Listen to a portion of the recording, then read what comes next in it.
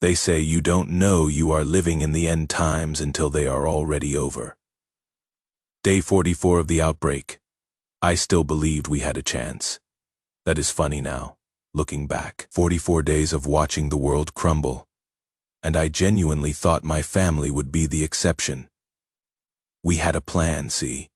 I am an engineer, Caleb Nash. If it matters, and engineers always have plans.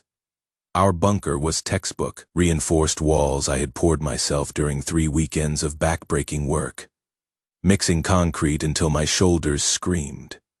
And Rachel threatened to divorce me if I spent one more Saturday covered in cement dust. 3 months of supplies, rotated and inventoried in a spreadsheet Rachel maintained with the same meticulous attention she gave to our taxes. Water filtration system I had built from YouTube tutorials back when YouTube existed. And the internet was something you could rely on. Solar backup with batteries I had salvaged from a construction site going under the foreman hadn't even noticed they were missing. Medical kit organized by Rachel's accountant brain, everything labeled, dated, cross-referenced in a binder that probably seemed excessive before the world ended, and absolutely essential after. Even had a hand crank radio because I would read somewhere that communication would be critical. Bought it at a camping store for $40. Tested it once to make sure it worked, then forgot about it until day 1 when the cell towers went down and suddenly that $40 piece of plastic was worth its weight in gold. What I didn't have was a plan for family, for the human element, for what happens when the people you are trying to protect become the victims anyway. Rachel, my wife. Best thing that ever happened to a guy like me, she had rolled her eyes at the bunker. You and your disaster prep. Cal. Next, you will be wearing a tinfoil hat and stockpiling ammunition. But she had helped anyway. That was Rachel. Practical, patient. Better than I deserved. She had spent 2 years listening to me ramble about collapse scenarios, while she balanced our checkbooks and reminded me to file our taxes on time. She had organized the medical supplies while I poured concrete. She had created the rotation system for our food stores while I installed solar panels. She was the reason the bunker actually worked instead of being another one of my half-finished projects. Ruby, our daughter, thought the bunker was the coolest thing ever. 7 years old, gap between her front teeth she was secretly proud of because it made her look like that princess in the movie. Brown hair always in tangles no matter how many times Rachel brushed it. She had set up a little corner with her stuffed animals. Drew pictures of what she thought the monsters looked like. Drew them with too many teeth and not enough humanity, which turned out to be pretty accurate. She had made a sign for the door in crayon. Ruby's bunker. No monsters allowed, with a drawing of a flower, because she said even in the apocalypse, things should be pretty. Daddy, do they really eat people? She had asked on day 12 when the news was still broadcasting and showing footage of the infected, overwhelming hospitals. No, sweetie. They are just sick. Real sick. I didn't tell her that, yeah, they absolutely did. That I had seen it happen on day 8 when I had gone out for supplies and watched a pack of infected tear apart Mrs. Henderson from 3 houses down. Mrs. Henderson, who used to bring us cookies at Christmas, who had complained about our lawn being too long, who was now nothing but scattered pieces on her driveway, while things that used to be people fought over what was left. No point scaring a kid more than necessary. Let her keep some innocence for as long as possible. That was the deal Rachel and I had made. We would be the worried ones, so Ruby could still be a kid. Day 44. I made a mistake, left for supplies. We were running low on antibiotics. Rachel had gotten a nasty cut on her hand 2 weeks prior opening a can of peaches. And while it healed okay with the antiseptic we had burned through our penicillin faster than expected. There was a pharmacy 2 towns over that might still have some. The bigger ones in the city had been picked clean in the first week. I had tried 3 of them on day 5 and found nothing but broken glass and empty shelves. But this one was in a small town, barely on the map. Population maybe 800. The kind of place that had 1 stoplight and a diner that was only open for breakfast and lunch might have been overlooked. Rachel said she would be fine. Said Wade was coming by. Wade, Rachel's cousin on her mother's side. The family fuck-up who had been between jobs for the last decade, which is polite family code for has a criminal record, and keeps making terrible decisions. Assault, theft, drunk and disorderly. The guy collected charges like some people collect stamps. Got fired from a warehouse job for showing up drunk. Got arrested for bar fights in 3 different counties. Had 2 ex-wives who wouldn't let him see his kids. But family's family, right? And he had radioed saying he needed shelter. Said his camp got overrun. Said he was desperate and had nowhere else to go. Just for a few days. Rachel promised me that morning. He is blood, Cal. Cannot turn him away. I should have said no. Should have trusted my gut. Should have told her that blood doesn't mean shit when the world's ended and desperate people do desperate things. Should have remembered every warning sign I had seen at family gatherings before the outbreak. The way Wade looked at Rachel. The way he would accidentally brush against her in the kitchen. The comments disguised as jokes that made Rachel uncomfortable and made me want to punch his teeth in. Rachel's mom always made excuses for him. He is just going through a rough patch. He doesn't mean anything by it. Family forgives. But I didn't say no, because Rachel was kind. Because she believed in second chances. Because she thought everyone deserved help when they asked for it. So I left. 6 hours. That is how long I was gone. 6 hours that destroyed everything. The drive to the pharmacy took 2 hours. Roads were a mess, abandoned cars. Bodies, the occasional infected wandering aimlessly. I had learned to drive slow, keep the windows up, stay alert. The pharmacy was exactly where the map said it would be, sitting in a strip mall next to a dollar store and a Chinese restaurant that still had a grand opening banner hanging crooked in the window. The front door was locked. Good sign meant it hadn't been completely looted. I went around back. Found the delivery entrance, picked the lock with a tension wrench, and pick I had made from a windshield wiper and a paperclip YouTube again. That sight had taught me more useful skills in 2 months of apocalypse than 4 years of engineering school. Inside was dark, smelled like chemicals and something else. Something wrong. I clicked on my flashlight, moved careful. The front of the store was trashed, shelves knocked over.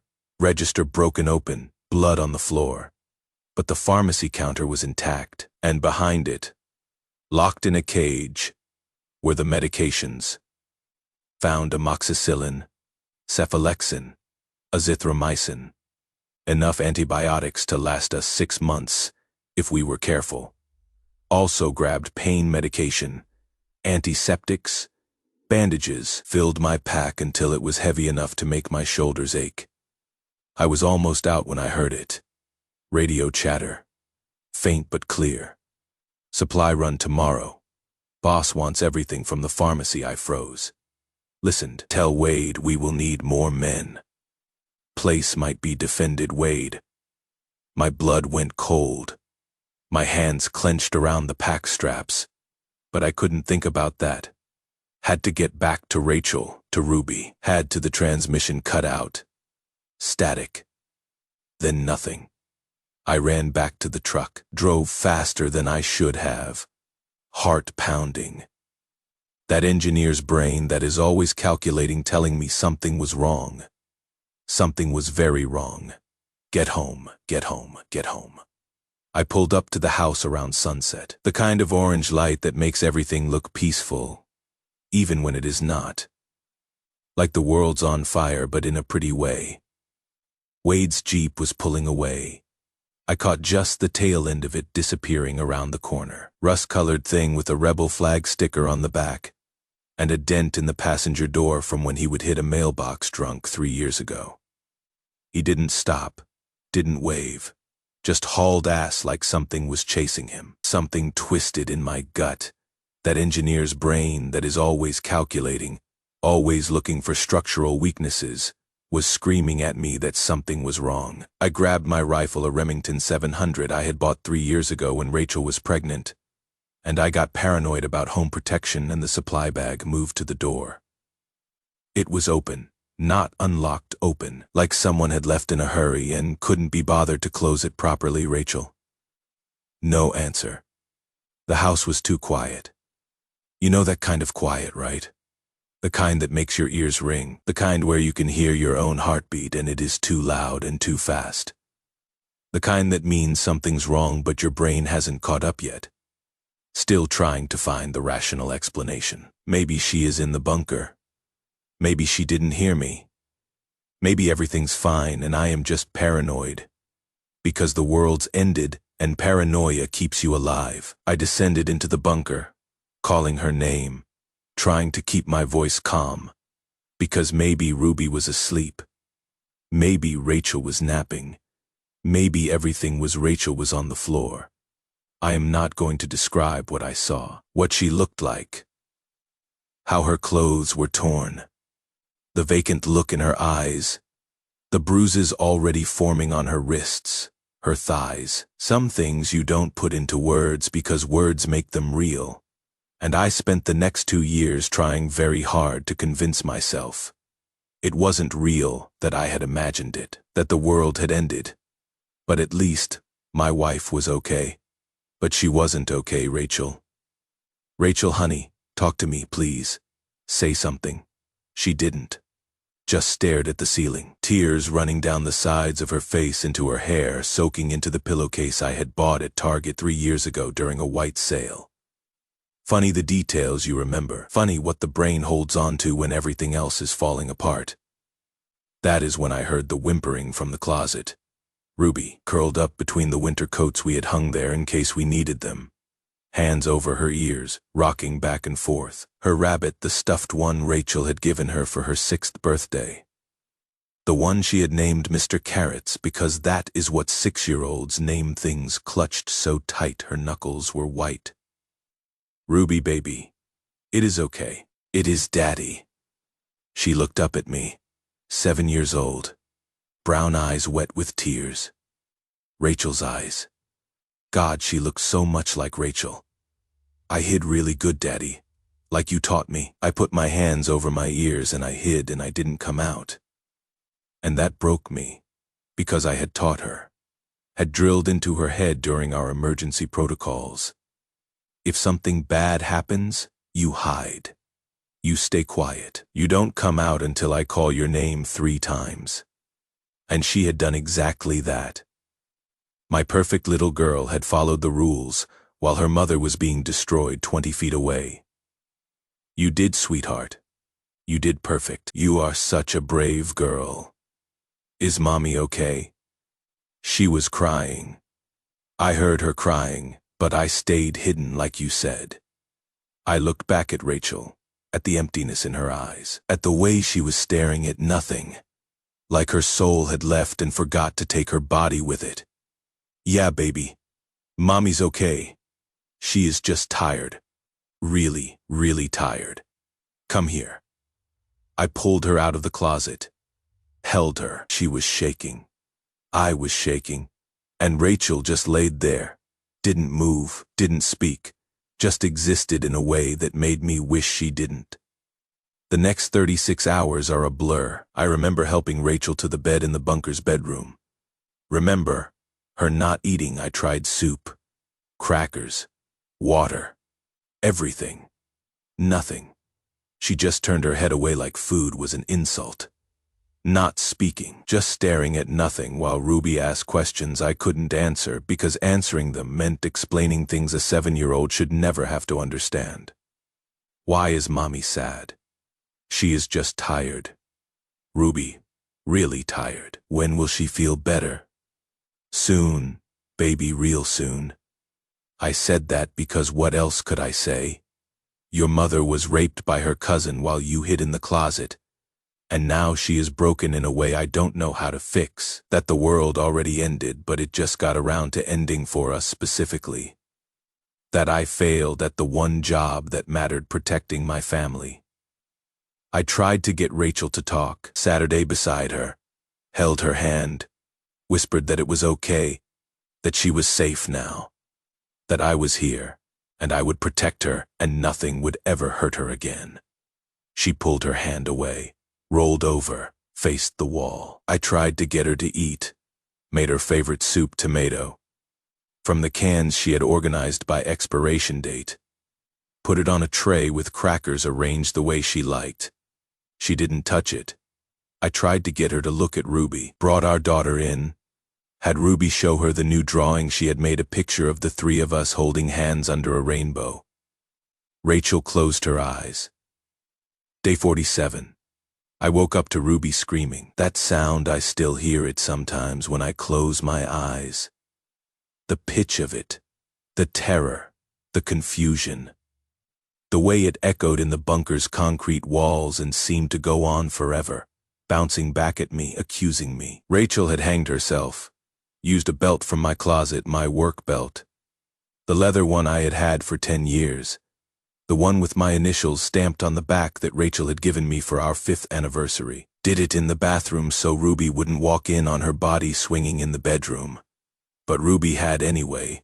Kids always find what you don't want them to find. Ruby had woken up early, gone looking for her mom because she had had a bad dream, and found her hanging from the shower rod we had installed together 3 years ago when we had renovated the bathroom.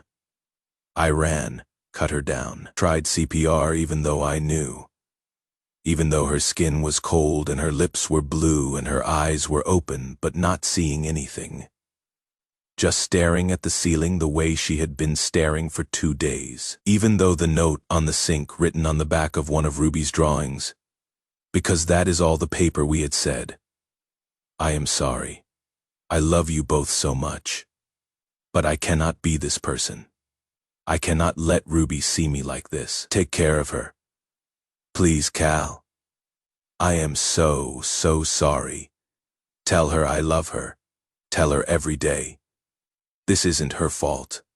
This isn't your fault. It is just too much. I am sorry. Rachel's handwriting, careful, precise. The way she wrote grocery lists and birthday cards. The way she had written our wedding vows. The way she had labeled everything in the bunker so we would know where things were. Ruby wouldn't stop screaming. I held her, but she just kept screaming, and I realized she had seen it all. Her mother, the belt, the way her body hung, everything. And no amount of holding her would erase that image from her 7-year-old brain. I finally got her calmed down, took her to her corner with the stuffed animals, wrapped her in blankets, held her while she cried into Mr. Carrot's. Why did Mommy go away? She finally asked, voice small and broken. She was sick, baby, in her head. Sometimes people get sick in ways we cannot see, in ways we cannot fix. Like the monster people. Number different.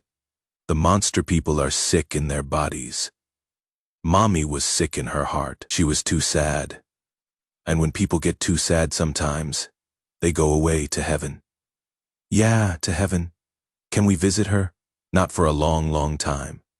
Oh, she processed that with the straightforward logic of a 7-year-old. Accepted it the way kids accept terrible things because they don't know any other way to be. Okay. That was the moment I understood. The world had ended. Not day 1 when the first infected appeared on the news, and everyone thought it was a hoax or a terrorist attack. Not day 30 when the government stopped broadcasting and the emergency alert system started playing the same message on loop. Day 47. When Rachel died, when Ruby's innocence died with her, when the man I used to be, the engineer who thought he could plan for everything, who thought a bunker and supplies would be enough, died too.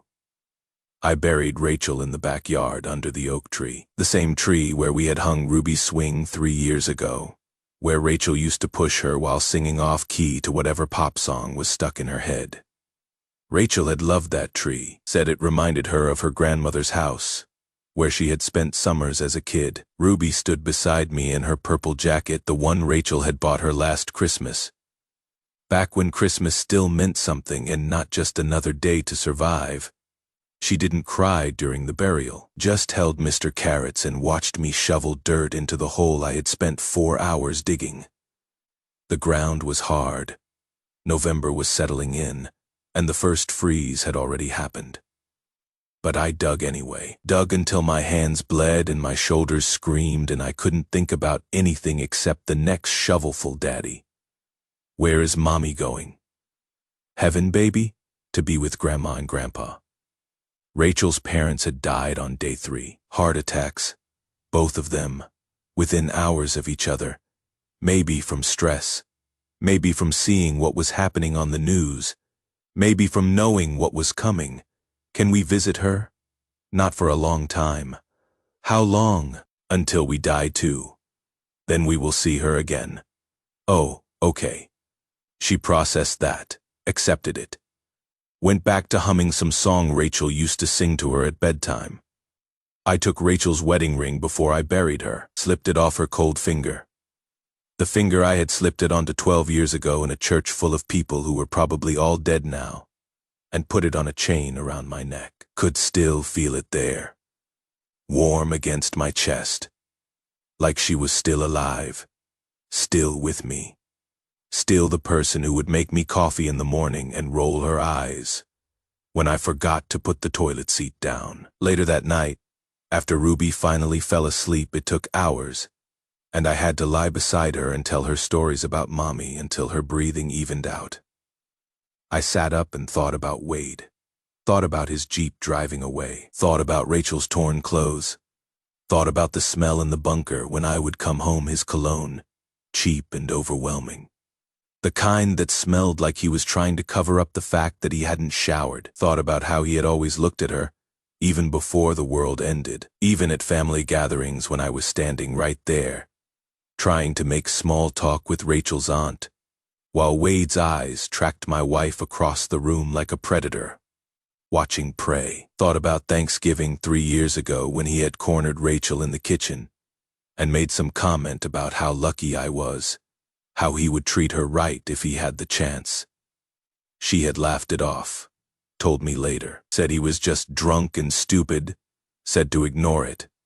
I should have punched him then, should have told him to stay away from my family, should have done a lot of things, but I didn't, because Rachel said it was fine, because I didn't want to cause family drama, because I was civilized and reasonable, and all the other things that don't matter when the world ends.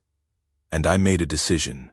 We had leave in the morning, find somewhere safe for Ruby, somewhere she could be a kid again, somewhere with other people, other families, some semblance of normal. Then I had hunt, because Rachel was gone. But Wade was still out there, breathing, living, probably doing the same thing to other women, because men like him don't stop. They just find new victims, new opportunities, new families to destroy. And that wasn't justice. That wasn't fair. That wasn't right. But I would make it right. Whatever it took. We left before sunrise on day 48. I packed everything we could carry into the truck I had found 2 days earlier, a Ford F-150 with half a tank of gas, and a dead body in the passenger seat I had had to drag out and leave on the curb. Food, water, medical supplies, ammunition, Ruby's rabbits, Rachel's ring, a photo from our wedding, the only one I had kept, the one where Rachel was laughing at something. Someone said off camera, and I was looking at her like she had hung the moon. Because she had. Ruby stood by the door, purple jacket on, backpack almost bigger than she was. Inside were her coloring books, crayons, Mr. Carrots, Mrs. Fluffbottom, the second rabbit I had found in an abandoned toy store on day 46 because I couldn't handle her having just one when everything else had been taken from her and a change of clothes. Everything a 7-year-old needs to survive the apocalypse. Where are we going, Daddy? Good question. Where do you go when the world's ended and home isn't safe anymore? When the house where your wife killed herself is now just a building full of ghosts? Somewhere safe. Will Mommy know where to find us? My throat closed up. Mommy knows everything now, baby. She is watching from heaven. She will always know where you are. Okay, just like that. Okay, kids are resilient, or kids are broken. Sometimes it is hard to tell which. We drove north.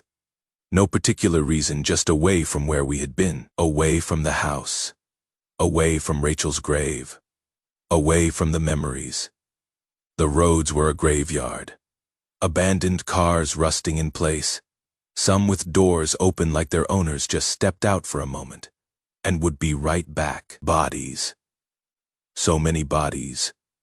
Most of them old enough that you couldn't tell what they used to be, just bones and rags and the smell that never quite goes away.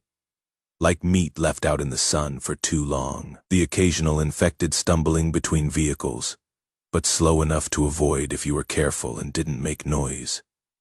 Around noon on that first day, Ruby spoke up from the back seat. "Daddy, I need to pee." Of course she did. Kids have bladders the size of walnuts. I pulled over at what used to be a rest stop, the kind with bathrooms and vending machines and picnic tables where families would eat sandwiches on road trips. The building was trashed, windows broken, doors hanging off hinges, graffiti on the walls that said things like "God is dead" and "turn back," and someone's phone number with "call for a good time," which would have been funny if phones still worked, and if anything was funny anymore. But the bathrooms were in a separate structure, and I could clear it. Stay in the car. Lock the doors. You remember what I taught you? Lock the doors. If anything happens, I drive away. That is my girl. I will be right back. I cleared the bathroom. One infected inside used to be a trucker, judging by the clothes and the long-haul life cap still somehow attached to what was left of its skull. Put it down with the knife. Quiet. No point wasting bullets when bullets were harder to find than water. And I only had 3 boxes left. Ruby did her business while I stood guard outside the stall. She was humming again, that same song Rachel used to sing, something about sunshine and happiness and other things that didn't exist anymore. "Daddy, there is no toilet paper. Use the napkins in the bag." Okay. When she came out, she was looking at the mirrors above the sinks. They were cracked but still mostly intact, showing fractured versions of her face. "I look like Mommy," she said. She did. Same eyes, same smile when she remembered to smile, same way of tilting her head when she was thinking about something. "Yeah, baby, you do. Is that good? That is real good. Mommy was beautiful. So, are you, okay?" We ate lunch in the car. Canned beans cold because I couldn't risk a fire, and I didn't have a way to heat them without one. Crackers that were starting to go stale, probably past their expiration date.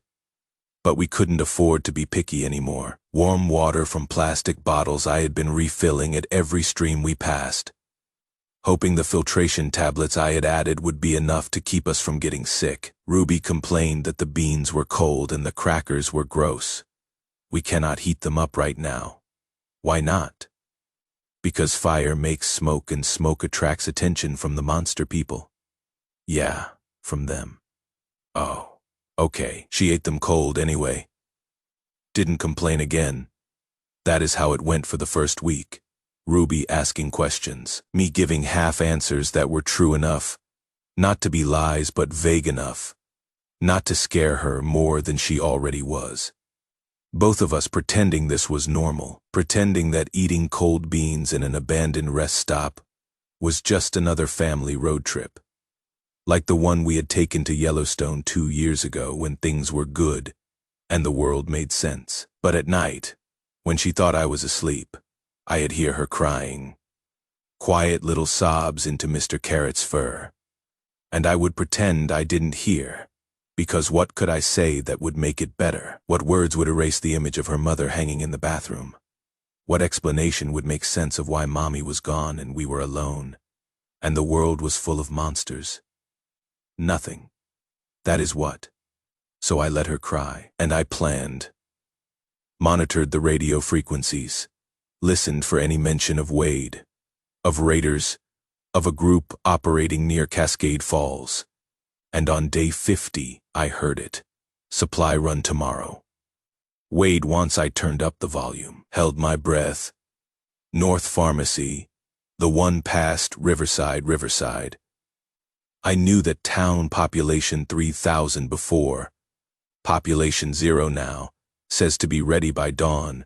Boss doesn't like waiting, the transmission cut out, but it was enough. Wade was close. closer than he had been since we left, and I knew what I had to do. We stopped in Riverside that afternoon. I told Ruby I needed to look for supplies, told her to stay in the car with the doors locked, told her if anything happened, drive away and don't look back. She nodded. Smart kid, knew when Daddy was serious. The town looked like a movie set, the kind where they film disaster movies and need everything to look post-apocalyptic but still recognizable as America. Broken windows, overturned cars, bloodstains so old they were brown and flaking. A welcome sign still standing, Riverside. A great place to raise a family, which would have been funny if it wasn't so goddamn sad. The main street was empty except for a few infected. I avoided them, moved quiet, checked the stores one by one. Third store used to be a sporting goods shop. I found something useful. A crossbow. Not as loud as a gun. Ammunition was just bolts you could make from wood and metal if you had to. I took it, took the bolts, took a hunting knife that was better than mine. I was loading my pack when I heard the screaming. Ruby. I was out of that store and running before I could think. Rifle up, heart in my throat. If something happened to her. If I lost her too. If the truck was surrounded. 5 infected. Not the slow shambling kind we had been seeing. The fast ones, runners, the kind that used to be athletes or just young enough that their bodies hadn't given up yet. And they were clawing at the windows, trying to get in. And Ruby was inside screaming. And I could see the glass starting to crack. I dropped 3 before they noticed me. Headshots. The kind of shooting you do when there is no room for error and your daughter's life depends on your aim not failing. The 4th turned, lunged. I sidestepped, brought the rifle butt around, crushed its skull, felt the bone give way, heard the wet crunch. The fifth was already down, and standing next to it was a woman I had never seen before. Tall, maybe 5'7". Athletic build. Dark hair pulled back in a ponytail that had probably been neat a week ago but was now coming loose. Holding a knife that was still wet with infected blood. She was breathing hard, had a cut on her arm, but she was alive, and she had just saved my daughter. You always leave kids in cars surrounded by infected, she said. Not are you okay or that was close, just straight to the judgment. I would have been offended if she wasn't right. Thanks for the help, I managed.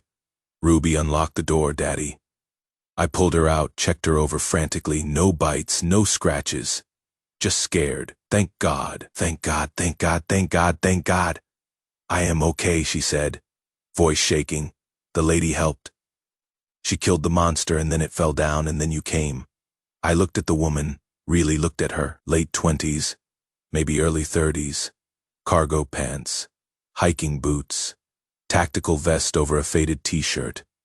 Former military or law enforcement, judging by the way she held herself. Eyes that said she had seen things, done things, survived things. Thank you, I said, and meant it. Really, thank you. She shrugged like it was nothing, like she killed infected to save strangers' kids every day, couldn't just walk away. I am Sloan. Sloan Harper, Caleb. Caleb Nash. This is Ruby. Hi, Ruby said, still clutching Mr. Carrots tight enough to strangle him if he were real. Sloan smiled. First genuine smile I had seen in weeks. The kind that reached her eyes. Hi, Ruby, cute rabbit. His name is Mr. Carrots. I have another one in the car named Mrs. Fluffbottom. Do you want to meet her? Sure, I would love to. And just like that, Ruby decided Sloan was okay. Kids are weird like that. They can smell danger better than adults in some ways, but they also trust easier. Some evolutionary thing about needing to bond with caregivers for survival. Probably we didn't plan on traveling together. That wasn't the idea. Sloan was heading north too, alone. And we just happened to be going the same direction. But Ruby kept talking to her, kept asking questions, kept smiling in a way she hadn't smiled since Rachel died. And when we stopped for the night-old gas station with intact walls and doors that locked, Sloan helped set up camp without being asked. Knew how to make a fire that didn't smoke too much, could purify water using a method I had never seen. Something about UV light and a special bottle she had. Made Ruby laugh with a stupid joke about why zombies don't eat clowns. Why? Ruby asked, giggling. Because they taste funny. Ruby groaned but laughed anyway. That is silly. That is the point, kiddo. Everything's terrible, so we might as well be silly when we can. Later that night, after Ruby was asleep, Sloan and I sat by the dying fire. So, she said, what is your story? Dad and daughter on the road. No mom in the picture. There is a story there. Not one I am telling. Fair enough. She poked at the fire with a stick. I was a park ranger before. Led hiking tours. Taught wilderness survival. Thought I knew what I was doing. What happened? Outbreak happened. Had a group of 20 tourists in Yellowstone when it started. Got them all back to the visitor center. Thought we would be safe there. She was quiet for a moment. 14 of them died in the first week. The others didn't make it much longer. I am sorry. Yeah, me too. She looked at Ruby, sleeping peacefully with both rabbits. She is lucky to have you. Not everyone gets a parent who fights for them.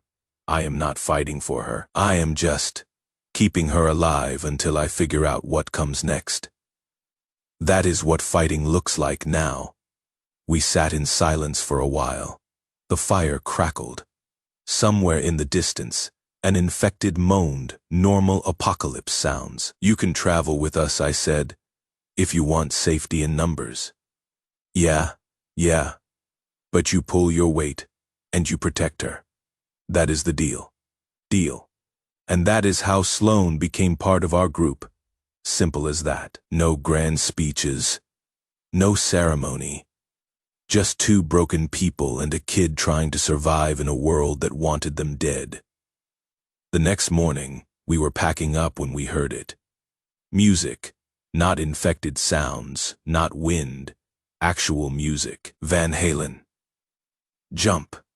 I gestured to Sloan to stay with Ruby, then followed the sound. It was coming from the gas station office, a cramped room with a desk covered in old paperwork, filing cabinets, and a calendar still showing March. And sitting at the desk, feet up, reading a magazine I couldn't quite see, listening to an old boombox powered by D batteries, was a guy, mid-40s, bald by choice. Not genetics, you could tell by the way he had shaved it clean instead of letting it grow patchy. Wearing a Hawaiian shirt that probably had a story behind it. Combat boots that had seen better days. And he was eating a can of peaches with a fork like it was a 5-star meal. Like he had all the time in the world. He looked up when I entered. Didn't reach for a weapon. Just took another bite of peaches and smiled. Hey, he said. You here to rob me or we gonna be civil? Depends. What have you got worth robbing? Jack shit, honestly. But I will fight you for it anyway, principle of the thing. I lowered my rifle. Something about him felt safe. Which was stupid. Nothing was safe. But my gut said this guy wasn't a threat, Caleb Pepper. That your real name? Does it matter? Fair point. He turned off the boombox. Silence rushed in to fill the space. You got people, daughter and a friend. Outside daughter, he repeated. Man, that is rough. Hard enough keeping yourself alive. Cannot imagine trying to keep a kid alive too. We manage. I bet you do. He stood up, stretched, offered me the can of peaches. Want some? Found a whole case of these in the back. Expiration date's 2 years ago, but they taste fine. Or as fine as canned peaches ever taste. Which is to say, kind of mushy and too sweet. But beggars cannot be choosers. Right? I am good. Suit yourself. He set the can down, looked at me properly. You got that look. What look? The hunting look. Like you are not just surviving, you are looking for someone. Something in my chest tightened. Maybe someone who wronged you? Maybe. He nodded slowly. Yeah, I get that. Had that look myself for a while. Found the guy I was looking for about 6 months ago. Took me 3 months of following rumors and radio chatter, and pure dumb luck. Finally tracked him down to a settlement near Portland. And killing him didn't make me feel better. Just made me feel empty. But hey, at least he is dead, and I am not. Right? He said it like a joke, but his eyes weren't laughing. But that is my story. You want to tell me yours? Number also fair. He picked up the boom box. Why Pepper? I asked before I could stop myself. Used to be a radio DJ, called myself Pepper Pete. Terrible name, I know. But it tested well with the 1835 demographic. Had a morning show on Z104. Did traffic and weather and told dick jokes between songs, played requests, talked to insomniacs at 3 a.m., made people laugh on their commute. What happened? World ended. Station went off the air. I kept broadcasting for a week anyway, because what else was I gonna do? Talked to nobody about nothing. Played requests, nobody called in. Did my traffic report for roads. Nobody was driving on. Eventually the power died and I had to accept that my 15 minutes of fame were over. He smiled, but it was sad. Now I just scavenge and listen to the greatest hits. Found this baby. He held up the boom box in a Walmart. Still had batteries in it. Can you believe that? Someone put batteries in and just left it there. Their loss, my gain. You live here? Here. Nah, just passing through. Stay moving, stay useful, stay alive. That is the motto. He paused, studied me. You said daughter and friend. They out front? Yeah, mind if I say hi? Promise I am not a serial killer or anything. Well, okay, I have killed people. But they were trying to kill me first, so that doesn't count, right? Against my better judgment, I brought him out front. Sloane saw him, and immediately put herself between Pepper and Ruby, hand on her knife. Who is this, Pepper? He is friendly. Pepper finished. Harmless. Occasionally funny. Former radio DJ turned apocalypse survivor. I promise I am not here to rob, kill, or otherwise inconvenience you fine people. Scout's honor. Were you a scout? Sloane asked, not relaxing her stance. Hell no. Got kicked out of Cub Scouts for setting a fire during a camping trip. Apparently, 9-year-olds aren't supposed to know how to make Molotov cocktails. But the sentiment stands. Ruby peeked out from behind Sloane. Why do you have a girl's shirt? Pepper looked down at his Hawaiian shirt, bright blue with yellow flowers. It is called fashion, kiddo. You are too young to understand. I am 7. See, too young. Fashion is for people who are at least 8. Ruby giggled. Actually giggled. First real laugh I had heard from her since Rachel died. Sloane relaxed slightly. You got supplies? Some, not much. Found that case of peaches and some motor oil. Living the dream, you guys? Enough for now. Where you headed? North, I said. Same direction as me. Funny how that works. He looked at Ruby, still half hiding, then at me. Look, I know trust is hard to come by these days, but I could use some company. And you guys look like you could use an extra pair of eyes. I cannot fight worth shit, but I can keep watch, carry stuff, and make kids laugh with terrible jokes. That is gotta be worth something. Sloane looked at me. I looked at Ruby, who was smiling at this weird guy in a Hawaiian shirt. And I thought, one more person means one more person to protect. But it also means one more person to help protect. One more pair of eyes, one more warning if something goes wrong. One night, I said. We will camp together tonight. Tomorrow we see. I will take it, Pepper said. Fair warning. I snore like a freight train and I talk in my sleep, but other than that, I am a delight. That night, we camped in the gas station. Pepper proved useful, knew how to make a fire that didn't smoke. Reinforced the door so we would have warning if anything tried to get in. Even found some candy bars in a vending machine he had pried open. Gave them to Ruby. She ate one slowly, savoring it, like it was the most precious thing in the world. Which, right now, it might have been. You know what I miss? Pepper said as we sat around the fire later. Ruby was asleep, curled up with her rabbits. Sloane was cleaning weapons. I was just staring at the flames. Running water, electricity, civilization, I guessed. Well, yeah, all that. But specifically, coffee, real coffee, not the instant shit. Like, actual brewed coffee from a coffee shop where someone else makes it and spells your name wrong on the cup. I had kill for a venti triple shot caramel macchiato right now. Actually kill. Pretty sure that is half milk and sugar. Not coffee, Sloane said. Don't judge my choices. We all cope differently. We sat in comfortable silence for a while. Then Pepper spoke again, quieter this time. The guy I killed, the one I tracked down. You know what he did? I don't need to know he killed my partner. And before you assume, yeah, partner as in romantic partner. His name was David. We had been together 8 years. This asshole shot him over a can of soup. 1 can of fucking Campbell's chicken noodle soup. I am sorry, Sloane said quietly. Yeah, me too.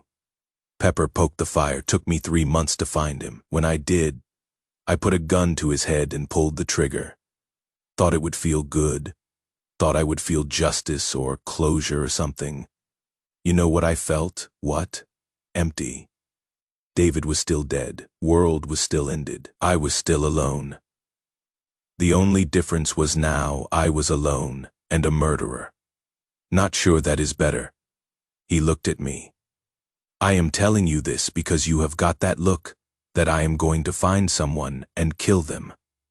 Look, and I am here to tell you. It doesn't help. Will not bring back whoever you lost. Will not make you feel better. Will just add one more thing to the list of shit you will never be able to forget. Maybe, I said, but I will do it anyway. Yeah. I figured. He stood up, stretched. Well, on that cheerful note, I am gonna get some sleep.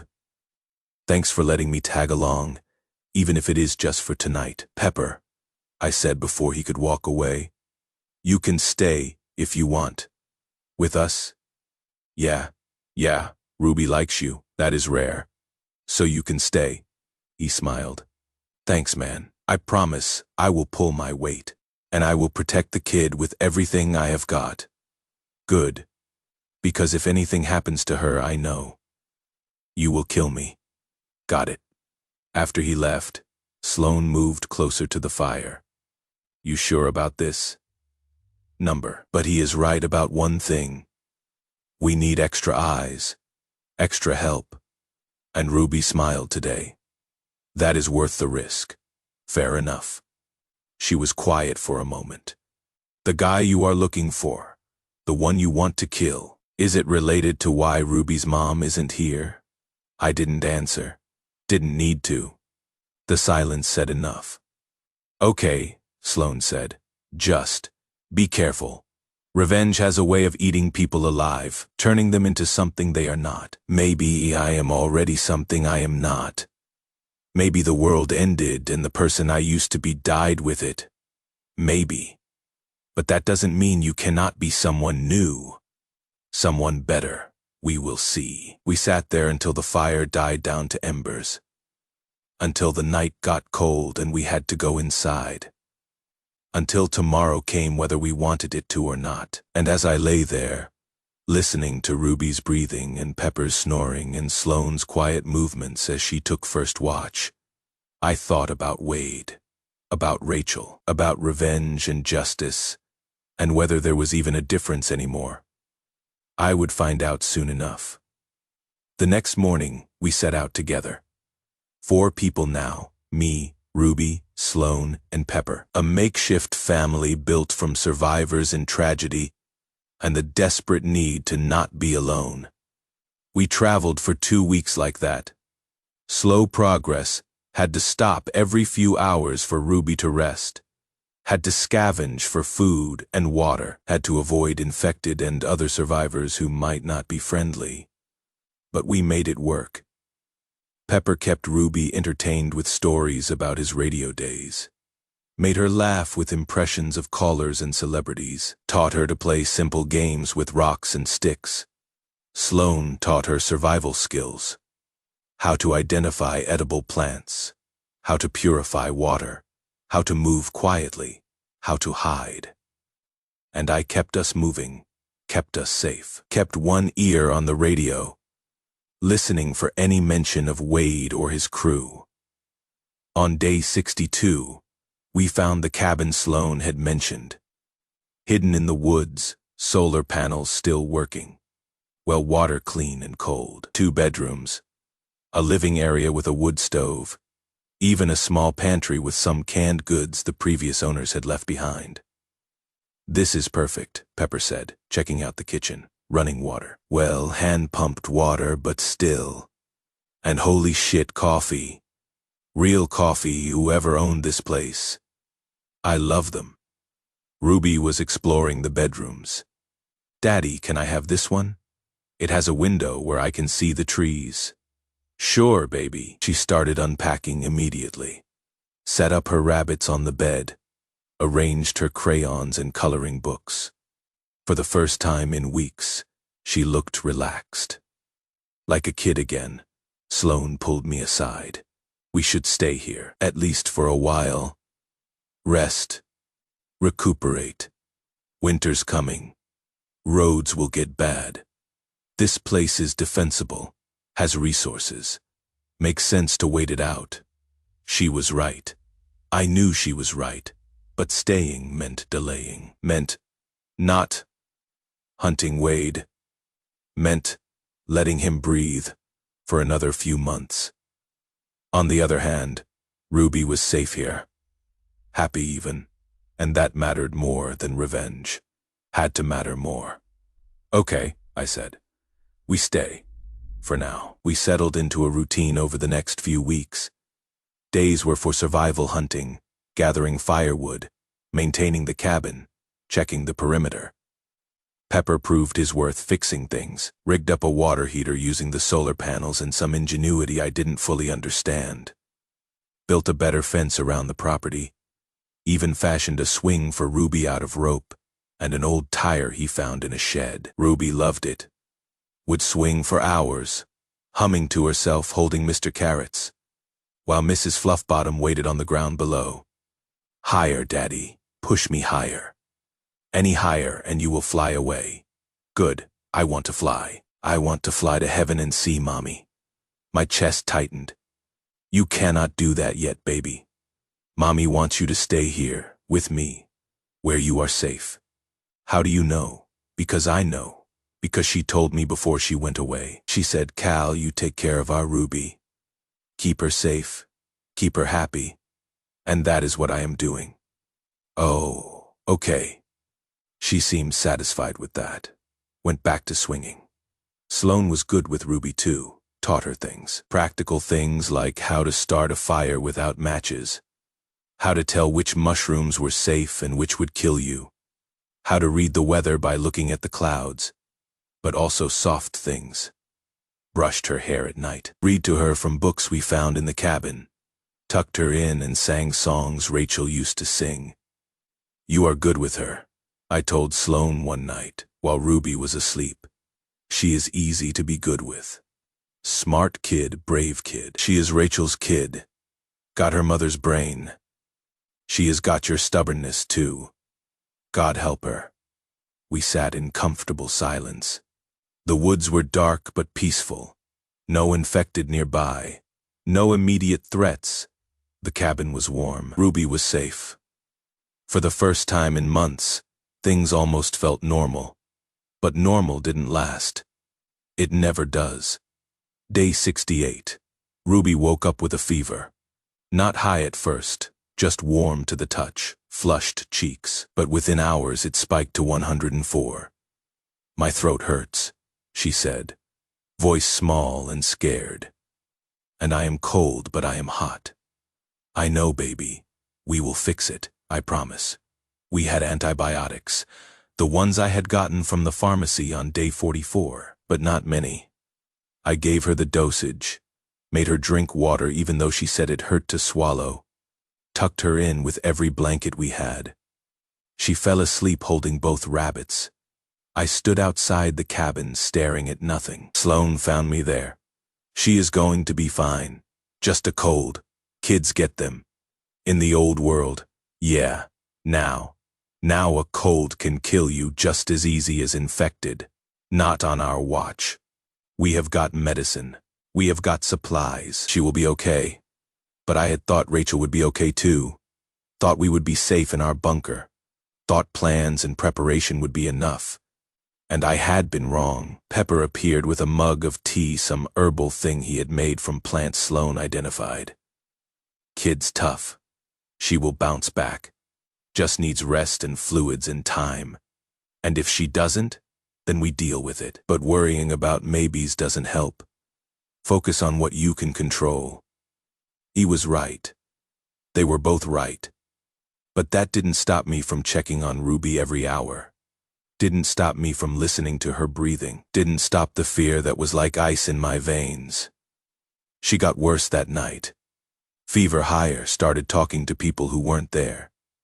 "Hi, Mommy, you came back." My heart broke. Mommy says she is proud of me, says I am being brave. "You are, baby, so brave." Mommy says you are sad. "Are you sad, Daddy?" "A little. But I will be okay." Mommy says she loves you, says she is sorry she went away. I had to leave the room, couldn't let her see me cry, but the fever broke that night. By morning she was cooler. By afternoon she was asking for food. By evening she was back to her normal self, drawing pictures and playing with her rabbits like nothing had happened. Kids are resilient like that. But it scared me, reminded me how fragile everything was, how quickly we could lose it all. That is when I started monitoring the radio frequencies again. Started listening for Wade's voice, his crew, any sign of where they were. Day 89, I heard it. "Boss wants a supply run tomorrow." I turned up the volume. "Tell Wade we need more men for Cascade Falls, 20 miles east." I knew that town. Pharmacy's probably been hit already, but check. Anyway, my blood went cold. Not because of the pharmacy, but because Wade was close. Closer than he had been in weeks. Sloane saw my expression when I turned off the radio. "What is wrong?" "Nothing. You are lying." "Yeah, it is about whoever you are hunting, isn't it?" "They are close." I didn't answer, didn't need to. "What are you going to do?" "Nothing. Not yet. Ruby's still recovering, and I am not leaving her. Not for anything. But eventually, yeah, I am going hunting." She didn't try to talk me out of it, just nodded. "When you do, I am coming with you. Yes, you will need backup, and someone needs to make sure you don't do something stupid." "Sloane, I am not asking, Caleb. I am telling when you go, I go," Pepper overheard. "Well, if you are both going, guess I am staying here with the kid, which is fine. I am great with kids.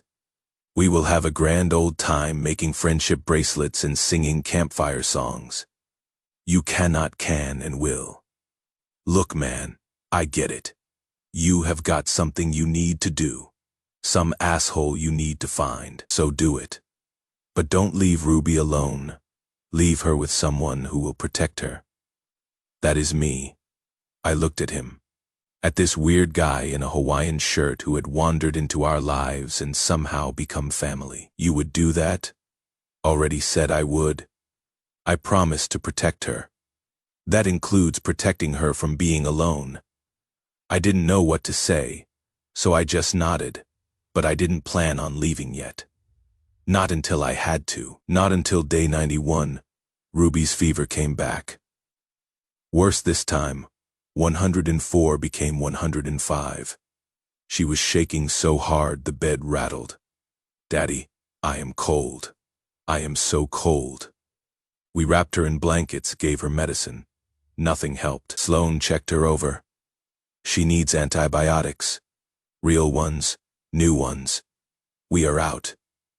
We used them all last time. We are out, Caleb. Fuck, nearest town is Cascade Falls. Of course it was. That is where Wade is, Pepper said quietly. I know. So we have got two choices. Risk Ruby dying or walk straight into your revenge fantasy. It is not a fantasy, and it is not a choice. Ruby lives. That is all that matters. We loaded her into the truck. She was barely conscious, mumbling about mommy in heaven and being cold. Sloan sat in back holding her, trying to keep her cool with wet cloths. Drive fast, she said. I drove. Cascade Falls appeared like a ghost town.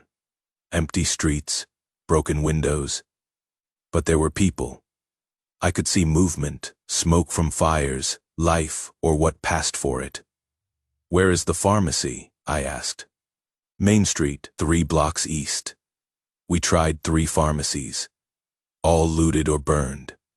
The 4th had lights on, and standing outside smoking a cigarette was Wade Griffin. I sat there, hands on the wheel, just staring. This was it, the moment I had been waiting for. The man who had destroyed my family 20 yards away. My hand went to the gun. Caleb Sloan's voice was quiet but firm. Ruby needs medicine. Ruby, right. My daughter was dying in the back seat. Wade could wait. Had to wait. Stay here. I will get the medicine. I got out, moved toward the pharmacy, tried to look harmless, just another survivor. Wade saw me, grinned.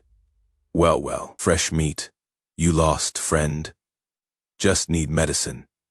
My daughter's sick, is not that sad. He flicked his cigarette. Unfortunately, this here is a toll situation. Want medicine? Gotta pay. I have got supplies, food, water, ammunition. We have got all that. What else you got? Everything in me wanted to kill him right there. But Ruby, nothing you would want. I will be the judge of that. He walked closer, looked at me, really looked. His grin widened. Holy shit, Caleb. Caleb fucking Nash. My blood went ice cold. You know me, know you.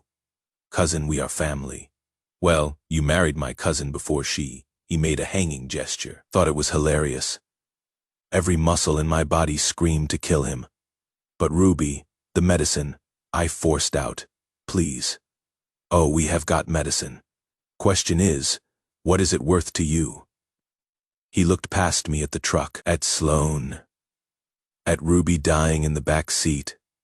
How about the woman? She is pretty. Trade you medicine for a night with her. Number no. Okay. How about he pulled a gun, aimed at my chest? You kneel, beg like a dog, then maybe I will consider helping your kid. Time stopped. I saw every option. Fight, die. Ruby dies. Sloan dies. Run, Ruby dies. Beg. Maybe she lives. I knelt. Please, I said, looking up at the man who had raped my wife. My daughter's dying. I am begging you, help her. Wade laughed. His crew laughed. Someone was filming. That is pathetic. But you know what? I changed my mind. He aimed at Sloan. Give me the woman and beg. And maybe I will think about it. That is when the door opened. An old man stepped out. White hair, kind eyes, lab coat. That is enough, Wade. Wade lowered his gun immediately. Dr. Fisher, we were just being barbaric, I heard. The old man, Dr. Fisher, walked over, looked at Ruby in the truck. The child is ill. Yes, bring her inside. I will examine her. Why would you help? He smiled, grandfatherly, warm. Because I am a doctor. It is what I do. He turned to Wade. Get back to your patrol, and next time someone needs medicine, you give it to them. We are rebuilding civilization, not destroying it. Wade looked pissed, but nodded. Yes, sir. Fisher, help me up, bring your family. My facility is 30 miles north. Real medicine, safety. We can help. Every instinct screamed trap, but Ruby was dying. Okay, we will come. Excellent. As we followed Fisher's convoy, Pepper leaned forward. This is a bad idea, I know. Then why? Because she is dying, and I am out of options. Ruby stirred, looked at me with fever-bright eyes. Daddy, where are we going? Somewhere safe. Somewhere they can make you better, promise. I promise. I shouldn't have promised. Should have known better. But I did it anyway. Because what else could I do? Fisher's facility was impressive. Real walls, guard towers, solar arrays, gardens, people who looked clean and healthy, like the world hadn't ended. Ruby was taken to medical immediately. I tried to follow Dr. Fisher's orders. She needs treatment. You will see her after. I want to be with my daughter, and you will be after. Every instinct screamed to fight, but Sloane grabbed my arm. Caleb, let them help her. I hated it, hated every second, but I let them take her. A nurse led us to quarters. Real beds, running water. The door locked from the outside. Sloane noticed immediately. We are prisoners. Guests who cannot leave, I corrected. Pepper checked the room. No windows, one door. If we need to leave, it will not be easy. Then we don't leave. Not without Ruby. An hour later, Fisher came. How is Ruby? Stable. The infection was severe, but we caught it in time. She will recover fully. Relief hit like a wave. Can I see her? Soon. First, let's talk. He led us to a cafeteria. Real food, coffee, people acting normal. We have 63 people here. Everyone contributes. Everyone benefits. We could use an engineer, and your friends have useful skills. What do you want from us? Your help and your daughter. She may be valuable to our research. Something cold settled in my stomach. What kind of research? Fisher smiled. Medical research. Looking for antibodies, immunity. She survived that infection remarkably well. That is valuable data. You want to experiment on my daughter. I want to save humanity. Your daughter could help with that. It was a trap, but Ruby was here, alive, getting better, and I was out of options. Okay, we will stay. Excellent. Days became weeks. Ruby recovered. Started playing with other kids. Almost seemed normal. Except for the tests. Every few days, nurses took her for examinations. She would come back tired, pale, needle marks on her arms. Daddy, why do they need my blood? To help people. Baby, it hurts. I know. But you are being so brave. I tried to see her records. Locked. Tried to sit in on tests. Denied. My work assignment gave me access to the facility. I mapped it. Learned the security plan. Day 160. I heard her crying. Followed the sound to a lab. Looked through the window. Ruby was strapped to a table. Leather cuffs. Not for safety, to restrain her. Fisher was drawing blood again. She was crying, begging him to stop. He kept going. I was through that door before I could think. Grabbed Fisher, slammed him into the wall. What the fuck are you doing to my daughter? Guards came, pulled me off. Fisher adjusted his coat. Calm, extracting samples. Her blood has antibodies. Could save millions. You are torturing her. I am conducting research. Her discomfort is temporary. Death is permanent. They threw me in a cell. 3 hours later, they released me with a warning. That night, I told Sloane and Pepper, we are leaving. Tonight, how? I have been planning East Gate, midnight. I will get Ruby. You two create a distraction. What kind? I don't care. Something loud. They agreed. Midnight came. I snuck to medical, found Ruby's room. Daddy, shh, we are leaving. Where? Anywhere. But here, I disconnected her. Ivy wrapped her in blankets, carried her, made it to the East Gate. Sloane had the lock cut clear. For now, move. We made it 20 yards. Then sirens, lights, guards, and Wade blocking our path. Going somewhere. Cousin. He had 10 men, all armed. I put Ruby behind me. Get behind Pepper. Daddy now. Wade raised his rifle. Doc wants the kid back, says she is valuable. Over my dead body, that can be arranged. He aimed at Sloane. Ruby screamed. No, she ran. My 7-year-old daughter ran straight at Wade. Time slowed. I was moving, shouting. Too slow. The gunshot. Ruby stopped, looked down at her purple jacket. At the red spreading fell. I caught her.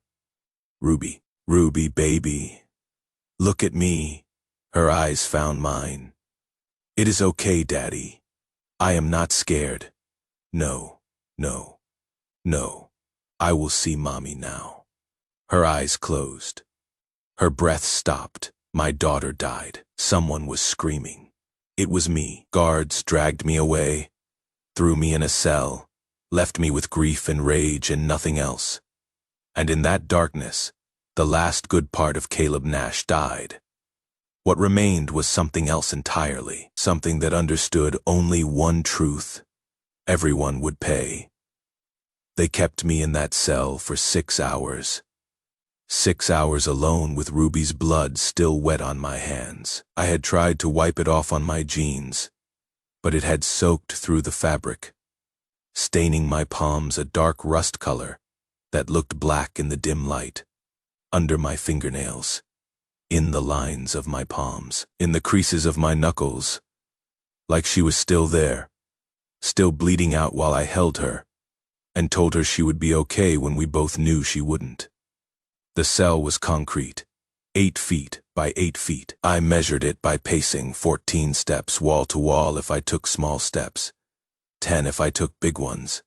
A cot with a thin mattress that smelled like mildew and old sweat. A bucket in the corner for a toilet that I had already used twice, because my body was betraying me, still functioning when it should have stopped. When everything should have stopped. One light bulb overhead that buzzed constantly. A high-pitched whine that drilled into my skull and made it impossible to think about anything except the sound and Ruby's last words. It is okay, Daddy. I am not scared. I will see Mommy now. But I was scared, terrified. Not of dying, I would welcome that at this point. Death would be a mercy, an escape, but of living, of continuing to exist in a world where Rachel was gone and Ruby was gone, and I was still here. Still breathing, still feeling the weight of that ring around my neck hitting my chest with every heartbeat. I sat on the cot, stared at the wall, counted the concrete blocks, because that is what you do when your brain is breaking, and you need something to hold on to, something quantifiable, something that makes sense when nothing else does. 32 across, 28 high, 896 total. I counted them 3 times to make sure, because if I stopped counting, I would have to think about Ruby's face, about the way her eyes had looked at me with complete trust even as she was dying, about the way she had tried to comfort me when I should have been comforting her. The rage built slowly, started as a cold spot in my chest, right where the ring rested grew, spread through my ribs like ice crystallizing into my shoulders, down my arms, into my hands that had failed to protect her, until every cell in my body was screaming for violence, for revenge, for blood to pay for blood. I stood up, tested the door. Locked, obviously, solid steel. No window, no weakness. I hit it anyway, once, twice, until my knuckles split and added my blood to rubies on my hands. Then I waited. And when they came for me, 2 guards early morning, routine transfer to another cell while they decided what to do with me, I was ready. The first guard was young, maybe 25. Probably joined Fisher's group thinking he was protecting people, building civilization, doing something that mattered. He opened the door with his rifle pointed at my chest, confident in his youth and his weapon, and the fact that I was unarmed and grieving. Get up. Hands behind your head. I got up, put my hands behind my head, took 2 steps forward like I was cooperating, like I was beaten, like I was just another broken survivor doing what he was told. Then I moved, grabbed the rifle barrel before he could react, pushed it aside. His finger was on the trigger instinct. Panic, and he fired. But the bullet hit the concrete wall and ricocheted with a sound like a bee passing my ear. I drove my knee into his stomach. All the strength I had left. Felt the air explode out of him. He doubled over. I brought my elbow down on the back of his neck. Heard it snap, a sound like a branch breaking. He dropped like someone had cut his strings. The second guard was reaching for his radio, mouth open to call for help. I was on him before he could make a sound. Got my arm around his throat from behind, locked it in with my other arm. A chokehold I had learned from a YouTube video about self-defense, back when YouTube existed and the world made sense. He struggled, clawed at my arm with both hands, tried to call out but only managed a wet gurgle. I squeezed, watched his face in the reflection of the steel door, watched it turn red, then purple, watched the blood vessels burst in his eyes. Felt him go limp. Took me maybe 15 seconds total. 15 seconds to become a killer. To cross a line I had never thought I had crossed. I felt nothing. No guilt. No remorse. Just a cold calculation of what came next. I took the first guard's rifle. Checked the magazine. 23 rounds. Took his sidearm, 2 9mm Glock.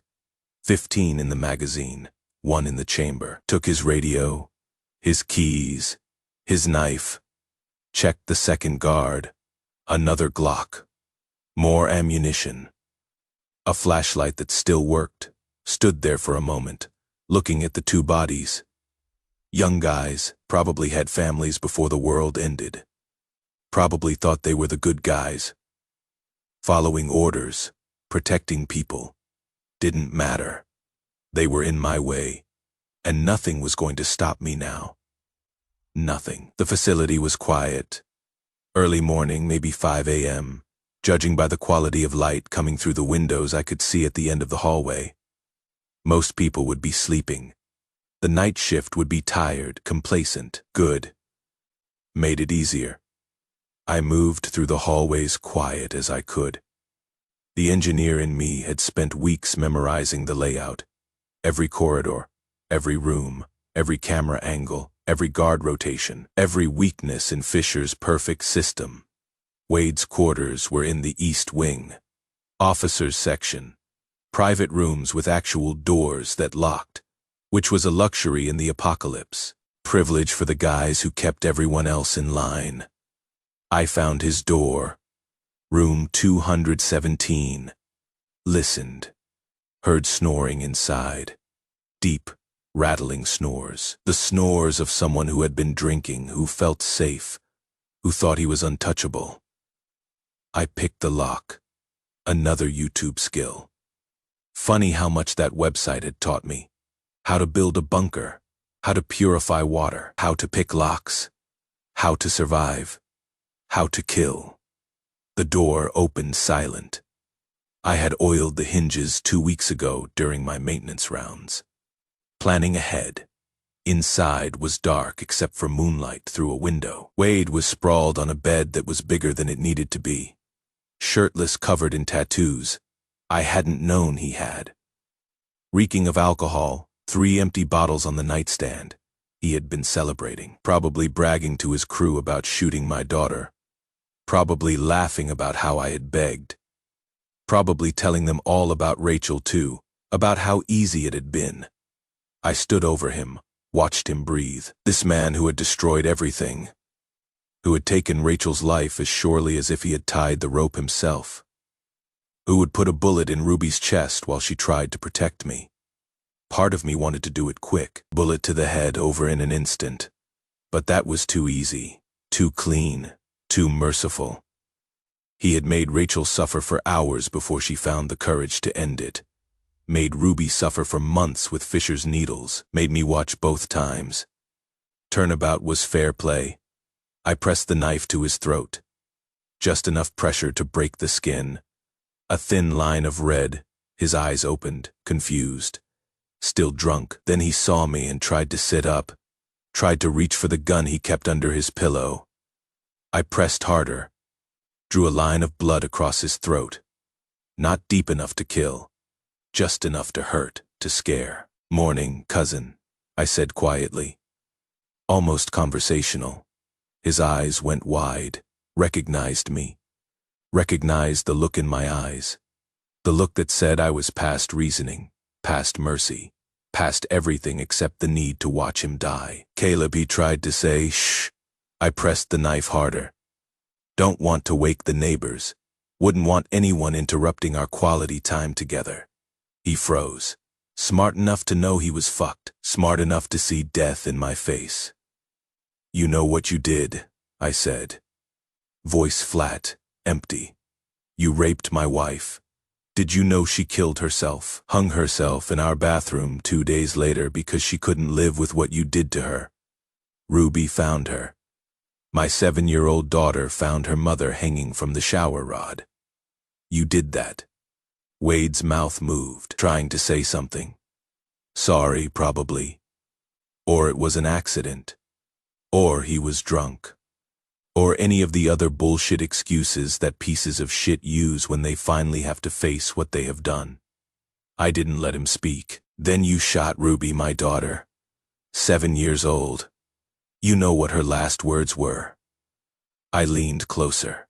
She said, "It is okay, Daddy. I am not scared. I will see Mommy now. She was comforting me while she died, because of you."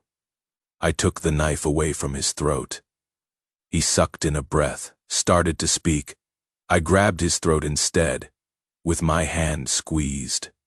"I am not going to stab you, Wade. That would be too quick, too easy, too merciful. I am going to choke you to death slowly. And I am going to watch your face the whole time. Watch you realize this is it. That you are dying and there is nothing you can do. That you are not going to talk your way out. Not going to laugh it off. Not going to get away with it like you always have." He thrashed, clawed at my arm, tried to buck me off, but I had leverage and rage and nothing left to lose.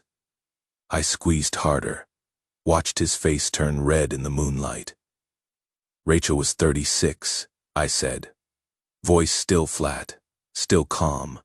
She liked coffee with too much cream. She organized everything by color. She hummed when she cooked. She laughed at terrible jokes. She was kind to everyone, even you, and you destroyed her." His face was purple now, blood vessels bursting in his eyes, hands still clawing but weaker. The body's last desperate attempt to survive. Ruby was 7. She loved drawing. She named her stuffed animals. She asked questions about everything. She trusted people. She thought the world was good and you took that from her. You took everything. His thrashing got weaker. His eyes started to bulge. His tongue was turning blue. And I felt nothing. No satisfaction, no joy, no sense that justice was being served. Just emptiness. Just a cold, hollow place where my heart used to be. But I didn't stop. Kept squeezing. kept watching, until his thrashing stopped, until his clawing stopped, until his eyes went vacant and empty and dead. Then I held on for another 30 seconds, just to be sure, just to make absolutely certain he wasn't coming back. Finally, I let go. His body slumped, limp, gone. I stood up, looked down at the corpse. "You took everything from me," I said to the dead man, "and killing you gave me nothing back. But at least you are dead. At least that." I checked the hallway, still clear, but alarms would trigger soon. The guards I had killed would be discovered. Wade's absence noted. I had maybe 20 minutes, maybe less. Time enough to finish this. I found Fisher in his office. Of course he was in his office. 3 a.m. and the man was working, surrounded by papers and computers and the research he valued more than human life. The door was unlocked. Arrogant. Why would he need to lock it? He was protected. Valuable. Untouchable. He looked up when I entered. Mild surprise on his grandfatherly face. "Not fear. Not yet, Mr. Nash. I heard about the escape attempt. I am truly sorry about your daughter. It was an unfortunate accident." Wade exceeded his authority. He has been dealt with. "Accident," I repeated, tasted the word, found it wanting. "You call torturing a 7-year-old for months an accident? I was conducting vital research. Your daughter had natural antibodies that could save millions. The discomfort she experienced was regrettable but necessary. Necessary. Another word. Another excuse. She was strapped to a table crying, begging you to stop, and you kept going, kept draining her blood, kept hurting her, for your research." Fisher stood up, still calm, still rational. "I understand. You are grieving, but emotions don't change the mathematics. One child's discomfort versus millions of lives saved. The choice is clear." "You are right," I said. "The choice is clear." I shot him in the knee. The gunshot was deafening in the small office. Fisher went down screaming, clutching his shattered kneecap. Blood poured between his fingers. His face went white with shock and pain. I closed the door, locked it. "Scream all you want," I said. "These walls are concrete. Nobody's hearing you. And even if they did, nobody's coming. Not for a while. You are making a terrible mistake," he gasped. The mistake was trusting you, believing you when you said you would help Ruby, letting you torture her for months while I fixed your fucking toilets and pretended everything was okay." I pulled up a chair. Saturday down. Gun pointed at his head but not firing. "Not yet. Here's what is going to happen. I am going to destroy this facility. Release all those infected you have been studying. Kill everyone here. And you are going to watch. You are going to see what your research was really worth. You cannot the research the cure you would be killing millions, the cure you built on my daughter's pain. The cure you extracted from her screaming? Yeah, fuck that cure. Fuck you, fuck all of this." I stood up, went to his computer, found the security system controls. It took me maybe 3 minutes to figure out these systems were designed by engineers for engineers, logical, predictable. I could read them like a language I had been speaking my whole life. I shut down the containment protocols, opened every cell door in the facility, disabled the backup locks, set the ventilation system to pull air from the containment area into the main facility, reverse of how it was supposed to work. Let the infected scent spread everywhere. Let them know there was food waiting. Fisher was crying now. Actually crying, please. There are innocent people here, children, families. Researchers who have nothing to do with your daughter. You cannot. Where were you when Ruby needed protection, when she was crying and begging you to stop? Where was your mercy then? I went to the electrical system, found the backup generator controls, Set a timer for 10 minutes, long enough for me to get out, not long enough for anyone to stop the infected or restore the doors or save themselves. The alarm started blaring, red lights flashing, automated voice, containment breach. All personnel evacuate immediately. This is not a drill, containment breach. I walked to the door, looked back at Fisher, bleeding out on his office floor. Face white, eyes filled with terror, and the dawning realization that he was going to die here. I hope your research was worth it, Doc. I really do, because everyone's about to pay the price for it. Every person in this facility, every life you thought you were saving, all of it gone, because of you. Please, he begged. I am sorry. I am sorry about your daughter. I made a mistake. I was wrong. Please don't do this. You are right, I said. You made a mistake. And this is what mistakes cost in the real world, not in your lab, not in your equations. In the real world where real people die because of the choices you make. I left him there. Closed the door. Heard him screaming behind me. Begging, pleading, promising anything. Didn't look back. Didn't slow down. Just walked away while the facility descended into chaos. The infected poured out of containment. The ones Fisher had been studying, testing, using to perfect his research. Now free. Now hungry. Now hunting through a facility full of people who had never expected to be prey. I moved through it all. Stepping over bodies, ignoring the screams. Heading for the exit, saw a researcher I recognized, the one who had always smiled at Ruby, called her sweetheart while drawing her blood. She was cornered by 3 infected in a hallway, screaming for help. Reaching toward me, I kept walking, saw one of the guards who had dragged me to the cell. He was trying to hold a door shut while infected clawed at it from the other side. The door was giving way. He saw me, called my name, begged for help. I kept walking, saw Fisher's assistant, the woman who had told me my daughter was being well cared for while she was being tortured. She was trapped on a stairwell, infected coming from both directions. Nowhere to go. Saw me, screamed my name. I kept walking. 43 people died that day. I know because I counted. Counted every scream that got cut off. Every body I passed. Every person who died because I chose revenge over mercy, over humanity. Over everything I used to believe in. Some of them were probably innocent. Probably had families waiting for them somewhere. Probably didn't know what Fisher was really doing. Probably were just trying to survive in a world gone mad. Didn't matter. Ruby was dead. Rachel was dead. My family was gone. And if my family couldn't survive, why should anyone else's? Let them die. Let them all die. Let the world burn. I made it outside. The facility was burning now. Someone had hit a gas line during the chaos explosion in the West Wing. Flames spreading. Or maybe I had damaged something in the electrical system without realizing it. Either way, fire was eating through the building. Black smoke rising into the morning sky.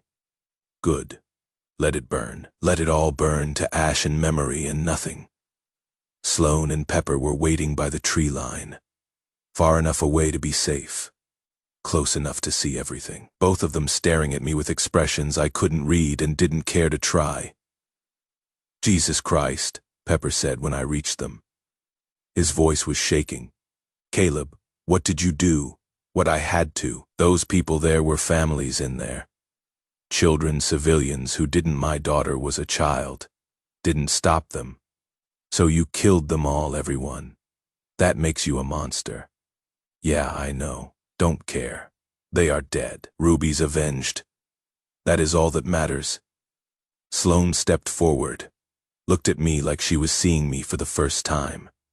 Like the person she had been traveling with had died and someone else was wearing his face. That is all that matters, Caleb. You just committed mass murder. You killed dozens of people. Some of them were probably innocent. Nobody's innocent. Not anymore. We all made choices. They chose to work for Fisher, chose to enable him, chose to look the other way while he tortured children. They chose their fate. She recoiled. Actually stepped back like I might hurt her.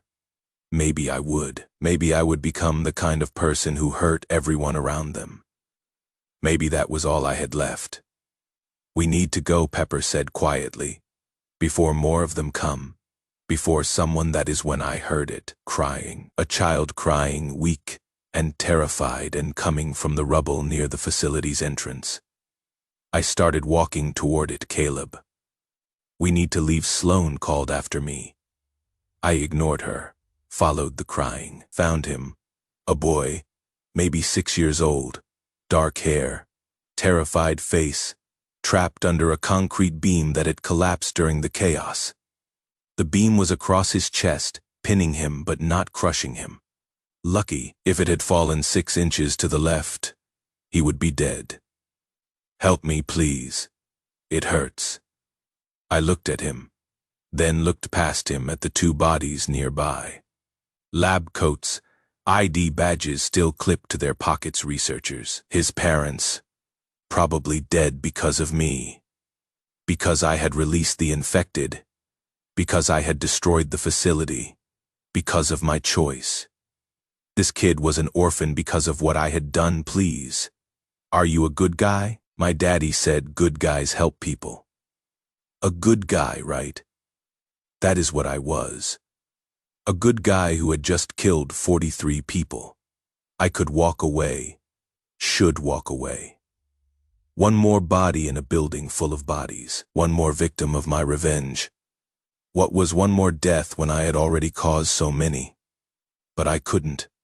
Something in me, some last shred of whatever I used to be, wouldn't let me leave a kid to die, even if I had killed his parents. Even if I was a monster. Even if I deserved to burn with the building. I grabbed the beam. It was heavy, had to weigh 300 pounds. Maybe more. Concrete reinforced with rebar, the kind of thing that takes equipment to move. Not just one man's strength. But I was fueled by adrenaline and guilt, and something that might have been the last gasp of my humanity. I lifted, muscles screaming, back threatening to give out. Felt something tear in my shoulder but kept lifting. Lifted until there was just enough space. Crawl out. Now, go, he did. Scrambled out from under the beam on his hands and knees, scraping his skin but not caring.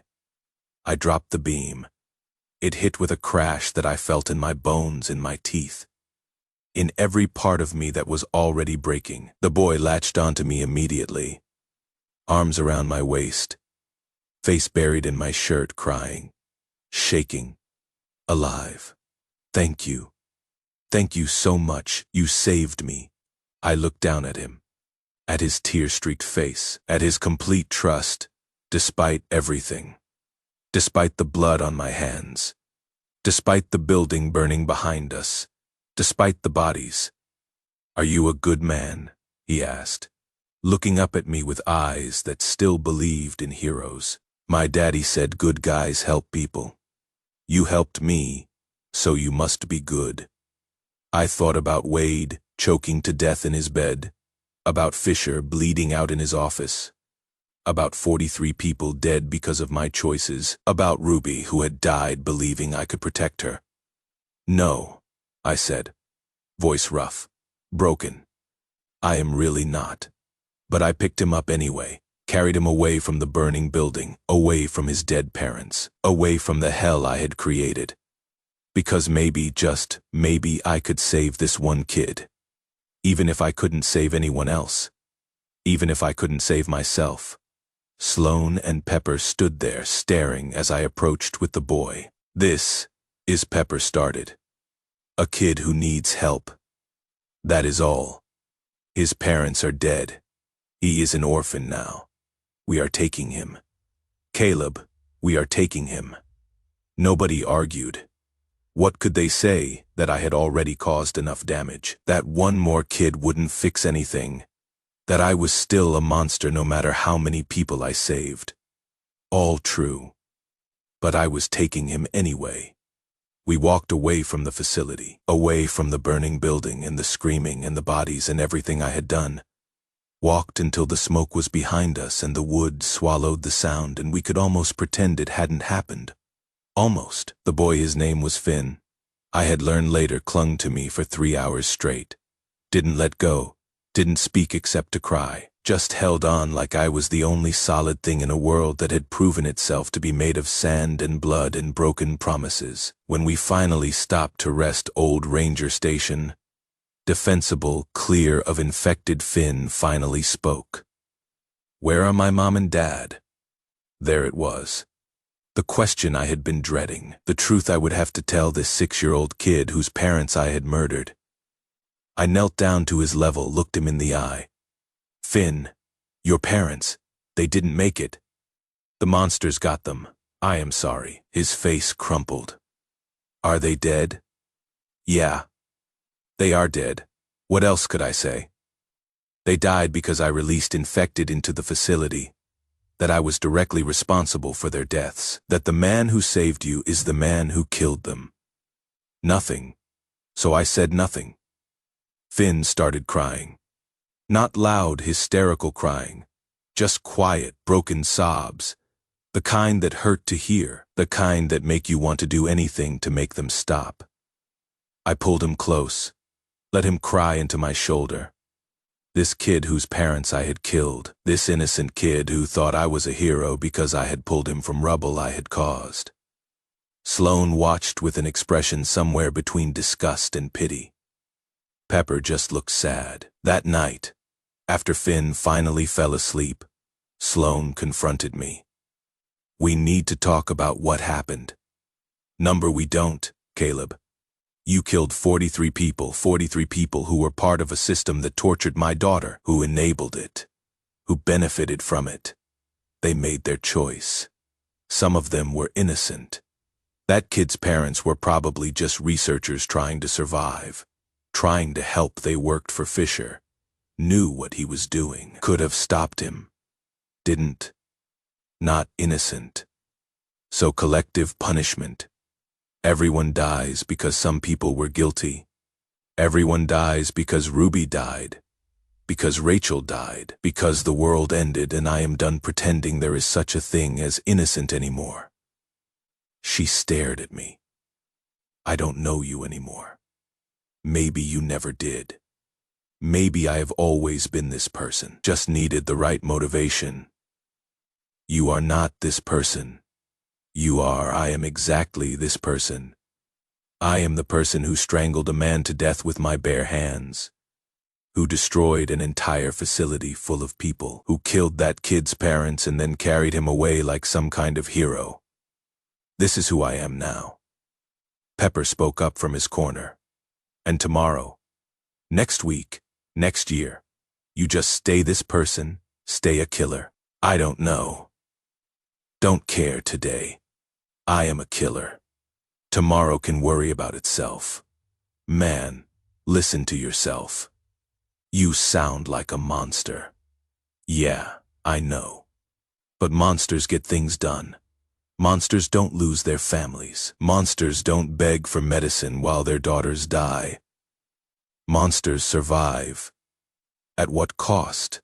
Sloane asked quietly. Any cost, all costs. Doesn't matter anymore. She shook her head slowly. Ruby wouldn't want this, and that stopped me. Made me actually pause.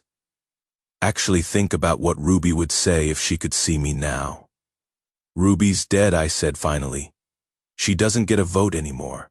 She does, though, in how you honor her memory, in how you live after she is gone. Do you think she would want you to become this? I think she would want to still be alive.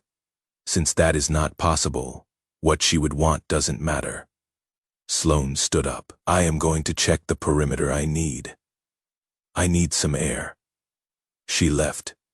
Pepper stayed, poking at a small fire he had made from twigs and some paper he had found.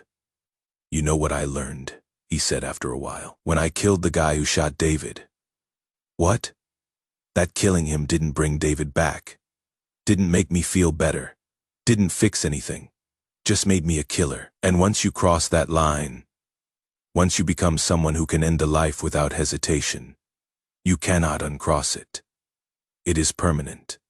You carry it forever. I know, do you? Because you just ended 43 lives. Not one, 43. And you are sitting here justifying it. That is not grief, man. That is something else, something darker. What do you want me to say? That I am sorry. I am not. That I regret it. I don't. Ruby's dead. Rachel's dead. And the people responsible are dead too. That is justice. That is revenge. There is a difference. Not to me. We sat in silence. The fire crackled. Outside, Sloane was pacing the perimeter. Finn was sleeping, curled up with a blanket Pepper had found, making small sounds like a hurt animal. That kid in there, Pepper said eventually. Finn, what are you going to do with him? Keep him safe. Find him somewhere to live. People who will take care of him. And when he finds out the truth, when he realizes you killed his parents, he will not find out. Kids aren't stupid. Eventually, he will piece it together. And when he does, what then? Then I deal with it. If he wants to kill me, fine, I will let him. I probably deserve it, probably, definitely, but not yet. First, I keep him alive. Then, we will see. Pepper shook his head. Man, you are fucked up. Yeah, I know. Days blurred into weeks. We traveled with Finn. The kid was resilient, adapted faster than any child should have to. Didn't cry much after the first few days, just accepted that his parents were gone and we were what he had now. He latched onto me specifically, called me his hero, said he wanted to be just like me when he grew up. If he only knew, Sloane was distant, barely spoke to me except when necessary. When she did, it was clipped. Functional. We need supplies. Finn's asking for you. Time to move. She was scared of me now. I could see it in her eyes, in the way she would take 2 steps back when I got too close. In the way she'd check where the exits were whenever we entered a building together. In the way she would make sure Finn was always between us. Using him as a buffer. Couldn't blame her. I was scared of me too. Pepper tried to bridge the gap, made jokes, kept things light. But even he was different, more careful. Like he was expecting me to snap at any moment. Maybe I would. Day 25 with Finn. We were camped in an old ranger station, different one from before. But similar enough. Finn had found some crayons and was drawing pictures of his parents. Of us, of a world that didn't exist anymore. That night, after Sloane and Pepper were asleep, Finn came and sat beside me by the fire. Can I ask you something? He said, small voice. Hesitant. Sure, buddy. Why are you always sad? Direct, no filter. Kids have a way of cutting through bullshit and asking the questions adults are too polite to voice. I did something bad, I said. Might as well be honest. Really bad. And I cannot take it back. What kind of bad? The kind that hurt people. The kind that makes me a bad person. He thought about that. Serious expression for a 6-year-old. My daddy said everyone makes mistakes. But good people try to be better after, did he? Yeah. He said mistakes are how we learn. And the important thing is what we do next. What we do after we mess up. I looked at this kid whose father I had killed, giving me life advice. The irony was almost funny. Almost. What if the mistake was really big, I asked, like really, really big? Then you have to do something really, really big to make up for it. He said it like it was obvious, like it was simple math. If you broke something small, you fix something small. If you broke something big, you fix something big, and if I hurt people, then you help more people. Help enough people and maybe it makes up for it. That is what my daddy would say. Help people make it even, like 43 deaths could be balanced out by 43 lives saved. Like there was an equation for redemption, a formula for forgiveness. Maybe it was that simple. Maybe that is all redemption was, trying to do more good than harm. Knowing you had never succeed, knowing the scale would never balance, but trying anyway, because what else was there? Will you? Finn asked. Will you help people? I looked at him, at his hopeful face, at his complete trust that the world still had good guys and bad guys. And I was one of the good guys, despite the blood on my hands. I will try, I said. Good. He smiled. First real smile I had seen from him. When I grow up, I want to help people like you do. Like me, God help him if he turned out like me.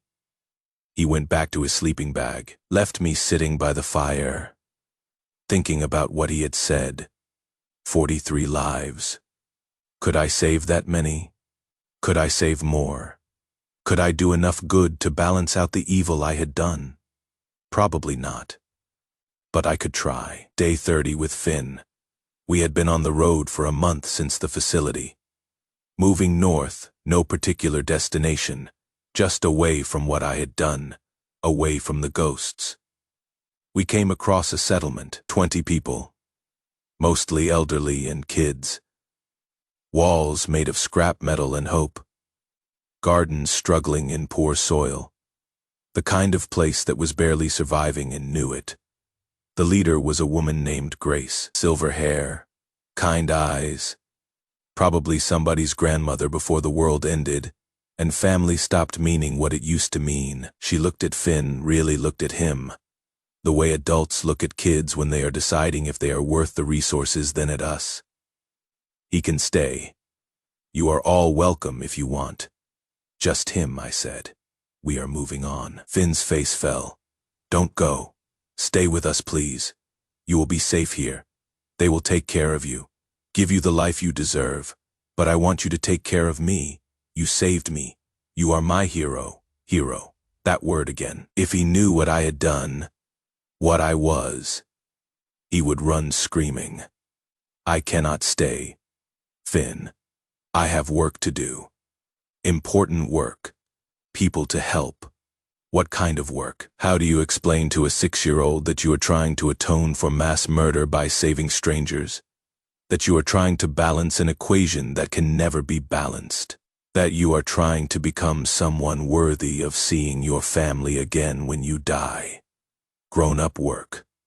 But Finn, you keep being brave, keep helping people. Make your parents proud. Okay, will you come back? I shouldn't have lied. But I couldn't tell him the truth. Couldn't say I would probably die doing something stupid, or someone would kill me, or I would get infected, or any of the 1,000 ways people died now. I will try, I said. He hugged me. This little kid whose parents I had murdered, hugging me like I was worth something, like I was the hero he thought I was. I left before he could see me cry, before I could change my mind, before I could stay and let him learn the truth about what I had done. We walked in silence for an hour before Sloane spoke. Where are we going? I don't know. We need a plan, a purpose. We cannot just wander forever. Why not? Because we are human beings, not ghosts. Maybe I am a ghost. Ghost of who I used to be. She stopped walking, made me stop too. Listen to me. You did something terrible, really terrible. But that doesn't mean you have to keep being that person. You can choose. You can be better. Better how? Help people. Like you told Finn, actually do it. Not because it makes up for what you did, it doesn't, but because it is what you should do. Because it is right. Right, I repeated. Not sure. I know what that means anymore. Then fake it. Act like you know. Do good things even if you don't feel good doing them. Eventually, maybe you will believe it. And if I don't, then at least you tried. And that matters. Pepper caught up to us. So what is the plan? We gonna help people? I don't know. Maybe. Well, I vote yes, because otherwise we are just wandering, waiting to die. Might as well do something useful while we are at it. I looked at both of them. These two people who had stuck with me even after seeing what I was capable of, who could have left, should have left, but didn't. Okay, I said. We help people, but we do it my way. No settlements, no groups, no attachments. We find people who need help. We help them. We move on. That is it. Sounds lonely, Sloan said. Good. Lonely means safe.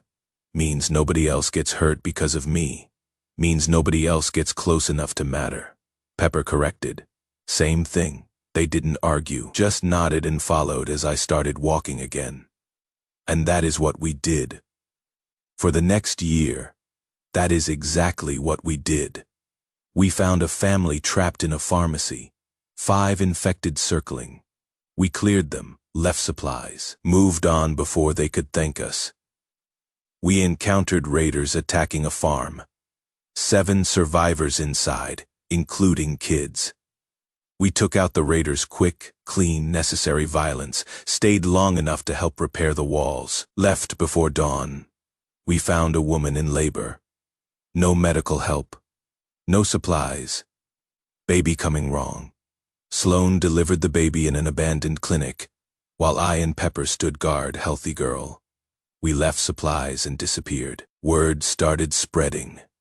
Stories of a man and woman who appeared when needed, helped, then vanished like smoke. Some called us angels. Some called us myths.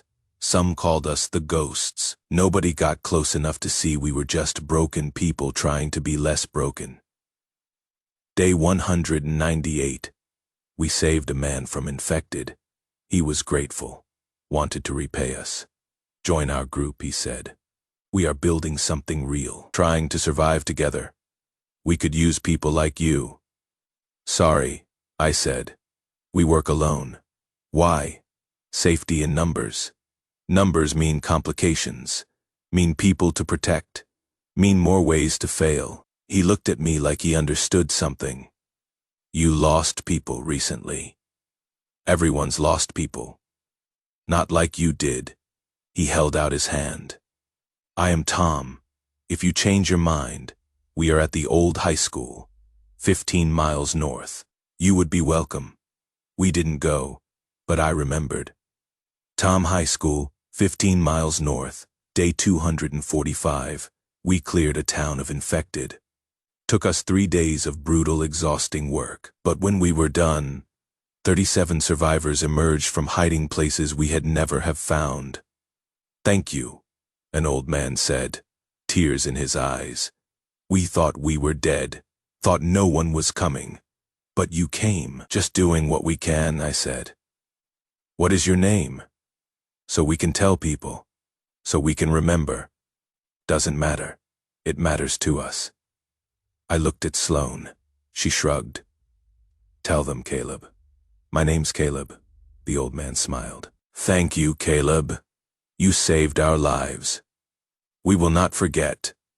After we left, Sloan asked, why would you tell him? Because Finn was right. I did something bad. So now I do something good, and maybe people need to know that even monsters can try to be better. You are not a monster. I killed 43 people. You also saved how many? 100 more. Not enough. Not nearly enough. It is a start, day 301. We found a kid, maybe 10, alone. Parents dead. No supplies. No hope. Come with us, Sloan said. The kid looked at me. You gonna hurt me. We are gonna get you somewhere safe. How do I know? You don't, but I give you my word. The kid thought about it. Okay. We took him to Tom's group, the high school. They had grown. What started as 20 people was now 50, real walls, gardens, something almost like civilization. Tom accepted the kid without question. Then looked at me. Changed your mind. Number just dropping off a delivery. You do this a lot. Save people. When we can. Why? Because someone has to.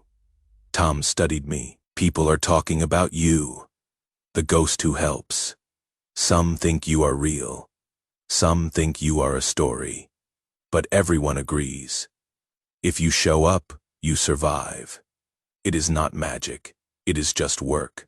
Still, you are giving people hope. That matters more than you know. After we left, Pepper said, "He is right about the hope thing. I am not trying to give anyone hope. I am trying to atone. Maybe it is the same thing." Day 380, we heard rumors. Government remnants. CDC holdouts working on a cure. They are looking for people with immunity. A survivor told us at a trading post. Natural antibodies. Building a database. Trying to develop a vaccine. My blood went cold. Memories of Ruby, of Fisher, of needles and tables and crying. What kind of antibodies I managed, I don't know the science.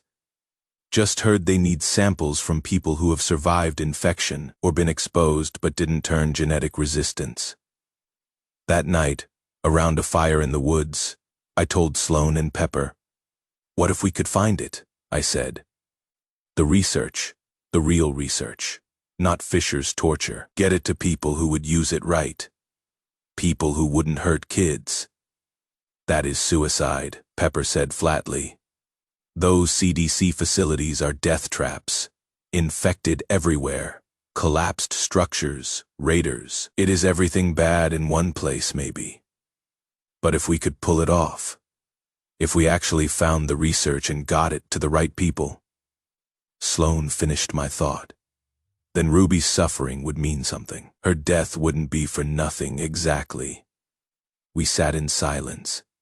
The fire crackled. An infected moaned somewhere distant. "Okay," Sloan said finally. "Let's find a cure, you sure? This is different from saving random strangers. This is big. This is what Ruby would want. What Rachel would want. A cure. An end to all this death. If there is a chance, even a small one, we have to try." She was right. Okay, but we don't do it alone. We need people. A team. Skills. Resources. "You mean like a group?" Pepper asked. "Thought you didn't do groups." "I don't. But for this, we need numbers. Where do we find people willing to risk their lives for a maybe?" I thought about Tom. About the high school. About the 37 people we had saved. About the stories spreading. About hope. I think I know, day 400. We returned to Tom's settlement. It had grown even more. 60 people now. Real community, kids playing. Gardens producing food. Something that looked almost like a future. Tom greeted us at the gate. Caleb, Sloan, Pepper. "Welcome back. We need help," I said. "What kind?" I told him. About the CDC facilities. About the antibody research. About the possibility of a cure that didn't involve torturing children. Tom listened, didn't interrupt. When I finished, he was quiet for a long moment. "That is insane," he said. "I know. You will probably die, probably. And you want us to help? Not all of you, just volunteers. People who understand the risk, and if we succeed, we save humanity, or what is left of it." Tom smiled. "Well, shit, when you put it that way. We recruited carefully. Didn't want the desperate or the suicidal. Wanted people with skills. People who wanted to live. Started with 12. Then 20. Then 30. People heard what we were doing. Word spread. Survivors showed up from settlements miles away. Wanted to be part of something that mattered. By day 450, we had 60 people. Fighters, scavengers, medics, engineers. A real team. I trained them. Taught them everything I knew. How to move quietly. How to kill infected efficiently. How to work as a unit. How to survive. Sloan handled logistics, made sure everyone had food, medicine, equipment, made sure they were ready. Pepper kept morale up, told jokes, made people laugh, reminded them they were still human. They called me boss even though I never asked for the title. Followed me because I had saved them, protected them, given them purpose. They didn't know about the facility, about the 43, about the monster I had been, and I never told them. Day 500, we were ready. The target was an old CDC facility outside Atlanta. Intel said the antibody research was intact, locked in an underground vault, surrounded by infected and collapse and death. But it was there. Everyone knows the plan. I addressed the group. 60 faces, scared but determined. They nodded. We go in fast. 3 teams. Alpha clears the perimeter. Bravo secures the route to the vault. Charlie extracts the research. Anyone gets separated. Rally point is the bridge 2 miles south. Questions. A woman raised her hand. Young, maybe 25. What if the research isn't there? Then we tried. That is all anyone can do. But I believe it is there. And I believe we can get it. Not for ourselves. For everyone. Every survivor. Every person still fighting. We are giving them a future. Understand. They understood. Good. We leave at dawn. That night, I couldn't sleep. Saturday by the fire, cleaning my rifle for the 100th time. Sloan found me there. You okay? She asked. Number. But I will be, after this. You really think we can do it? I think we have to try.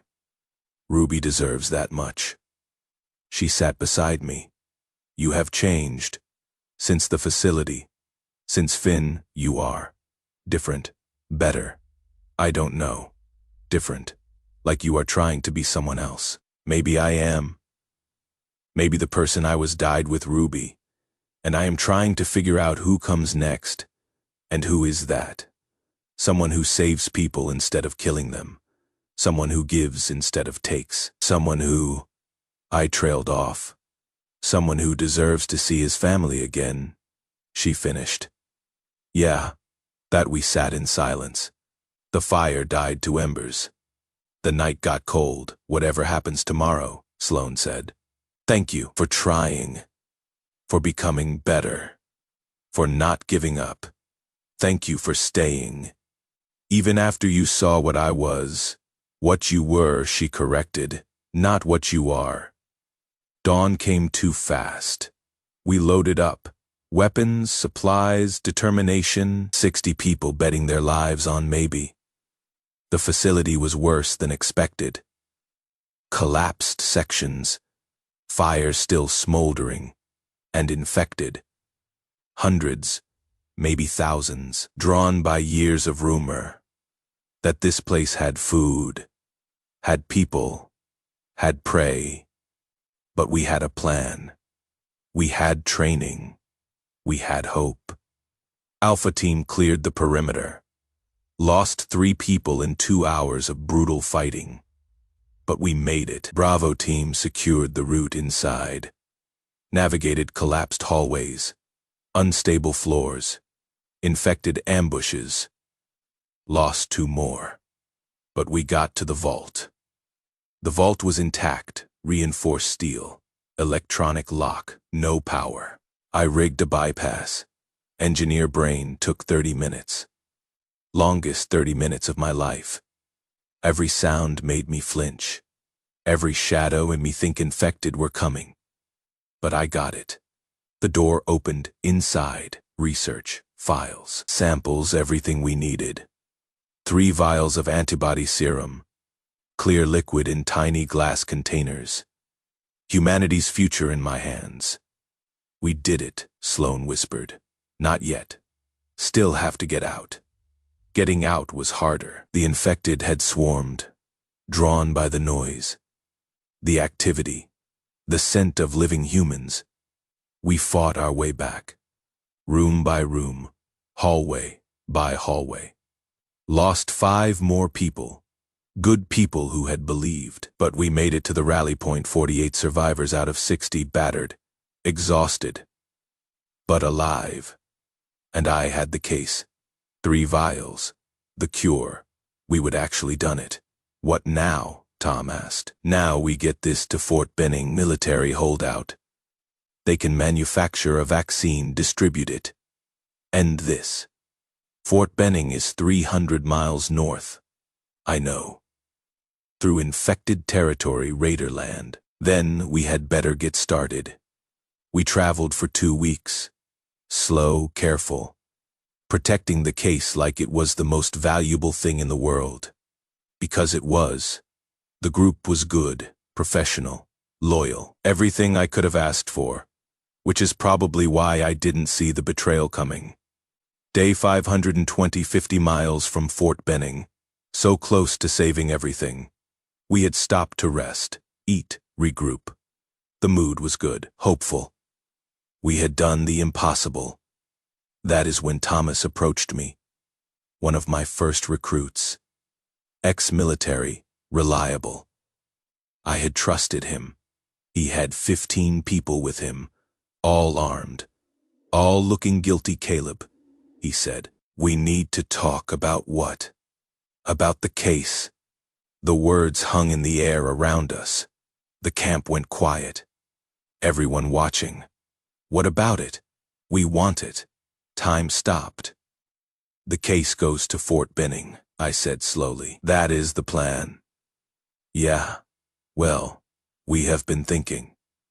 Maybe there is a better plan, which is, we keep the antibody, sell it. To the highest bidder, live like kings instead of rats. I stared at him, couldn't believe what I was hearing. You cannot be serious. Dead serious. We did the work. We risked our lives. Why should some military assholes get all the credit? Why should they decide who gets saved? Because that is how you save everyone. You don't sell a cure. You distribute it. You give it away. That is the whole point. Easy for you to say. You are not the one who has been eating rats and sleeping in the dirt. We all have. That is what survival is. And I am tired of surviving. I want to live. This, he gestured at the case, this is our ticket.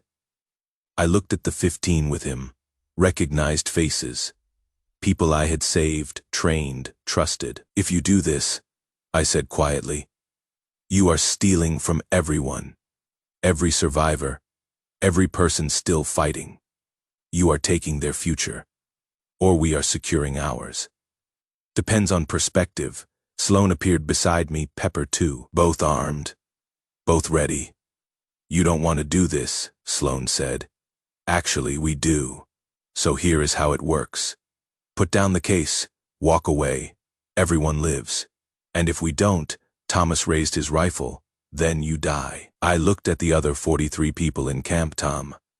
People I had saved, led, protected. All of them watching, waiting to see what I would do. I am not giving you the case, I said. Then you are choosing death maybe, but you are choosing to be the kind of person who steals hope from desperate people, who lets millions die for personal gain. And I have met people like that, worked with them, killed them. I am not letting you become them. Thomas's finger moved to the trigger, last chance. I saw every option, every outcome.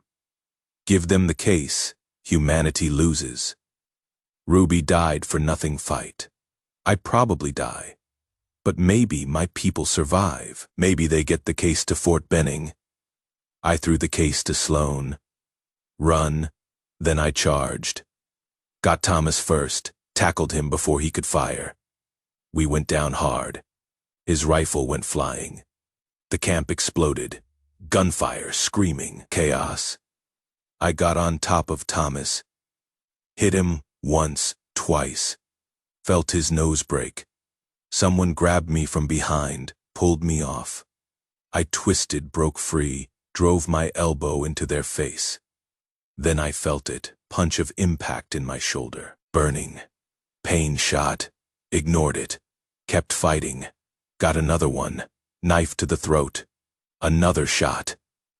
This one in my thigh. Leg buckled. Looked up. Saw Tom and the others fighting. Saw Sloane running. Saw Pepper covering her. Saw Thomas getting up. Rifle in hand, aimed at me. Should have taken the deal, he said. Third shot.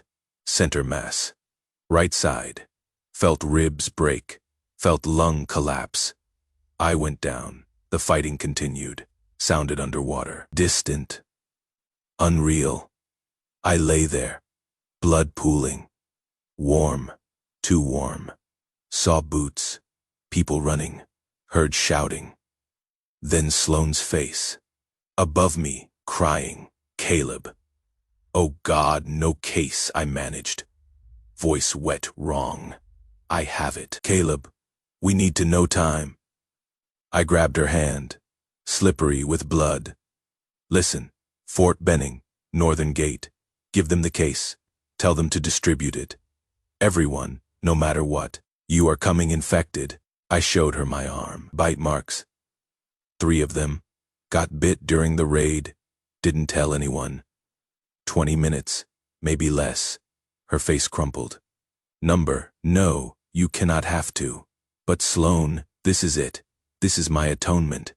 Ruby's death means something. The 43 people, they mean something because of this.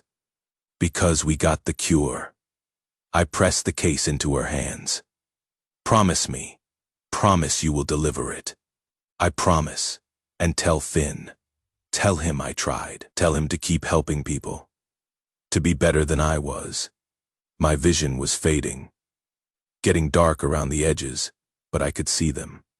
Rachel, in her wedding dress, smiling the way she smiled on our wedding day. Ruby, purple jacket, gap-toothed grin, Mr. Carrots under her arm. Hi, Daddy, I am coming home, I whispered. The pain stopped, the cold stopped, everything stopped, except the peace. Finally, after everything, peace. I held him until his hand went slack, until his eyes stopped seeing anything, until the man I loved became just another body in a world full of bodies. Then I stood up. The case was heavy in my hands. 3 vials, humanity's future. Or it should have been. I looked around. The camp was carnage. 11 dead, more wounded. Thomas and most of his crew had fled into the woods like the cowards they were. Tom approached, blood on his face. Sloane, the case is fine. We need to move before they come back. Where? Fort Benning, like Caleb said. We buried our dead, quick graves. No time for proper funerals. Just dirt and stones and whispered apologies. We didn't bury Caleb. I couldn't put him in the ground. Couldn't walk away, so we burned him. Watched the flames take him. Watched the smoke rise. I am sorry, I whispered, for not understanding, for judging, for not seeing that you were trying. The flames took him, and I walked away, carrying the case, carrying the hope he had died for. We made it 5 miles before I stopped, Saturday down, opened the case, 3 vials, and I thought about Caleb, about Ruby, about the 43 people he killed, about the hundreds he saved, thought about Thomas, about the betrayal, thought about Fisher, about Wade, about every monster this apocalypse had created. And I made a choice. I took out the first vial, held it up to the light. I am sorry, I said, to no one, to everyone, to Caleb's ghost. But they don't deserve it. I dropped it, watched it shatter. Watched the cure soak into the dirt. Tom saw. What are you doing? They killed him. All of them, Thomas, the others. They killed the best man I knew for money, for comfort, for themselves. So what? You are going to let everyone die? I am letting the people who killed him die. The people who betrayed us, all of them. Let them have their world. I dropped the second vial. Tom lunged for the third. I grabbed it first, held it out of reach. Please, he begged. My kids, they are still out there. This could save them. Could have before Thomas decided to murder Caleb now. I held up the last vial. Now it is just another broken promise. I dropped it, watched it shatter, watched humanity's future seep into the ground and disappear. Fuck this world, I said. Caleb died trying to save people who didn't deserve saving. Well, fine. They can have what they earned. I walked away, left Tom kneeling, left the shattered vials, left everything. And I didn't look back.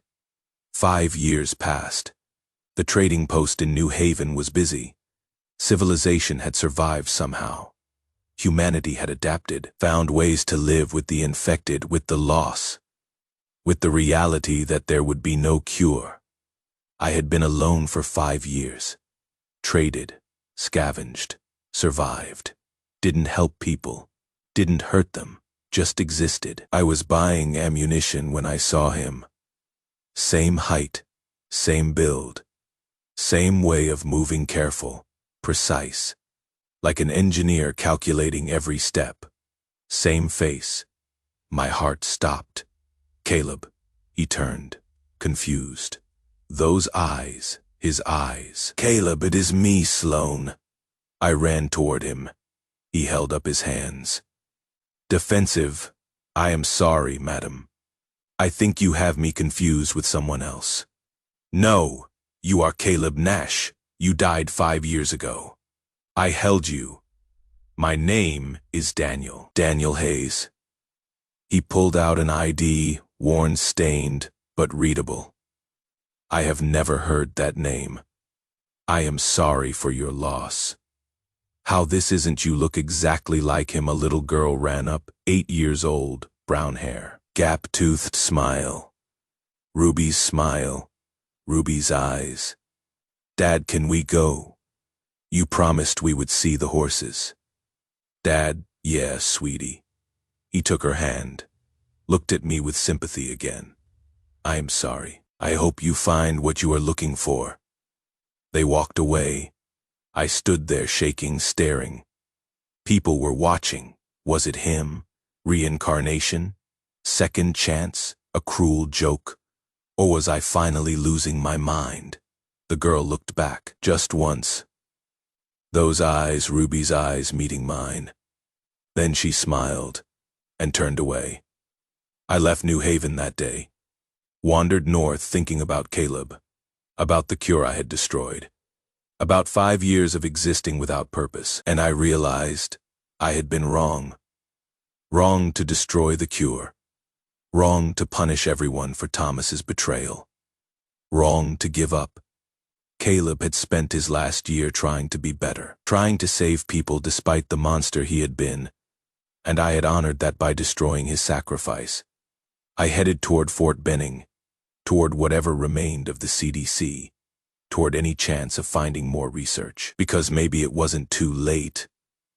Maybe there were other facilities, other samples, other chances, and maybe I could finish what Caleb started. Not for redemption, I had crossed that line when I smashed those vials, but because it is what he would have wanted. Because love isn't giving up. It is trying, even when it is too late, even when it is impossible, even when you have already failed. My name is Sloan Harper. I loved a broken man who became a monster, who became a hero who died trying to save people who didn't deserve it. I destroyed the cure he died for, and now I will spend the rest of my life trying to undo that mistake, not because I deserve redemption, but because he did. And maybe that is enough. Until we meet again, Caleb, wherever you are, I hope you found your peace. I am still looking for mine. Some stories don't have happy endings. Some have hopeful ones. This one has neither. This one just has truth. And sometimes that is all we get.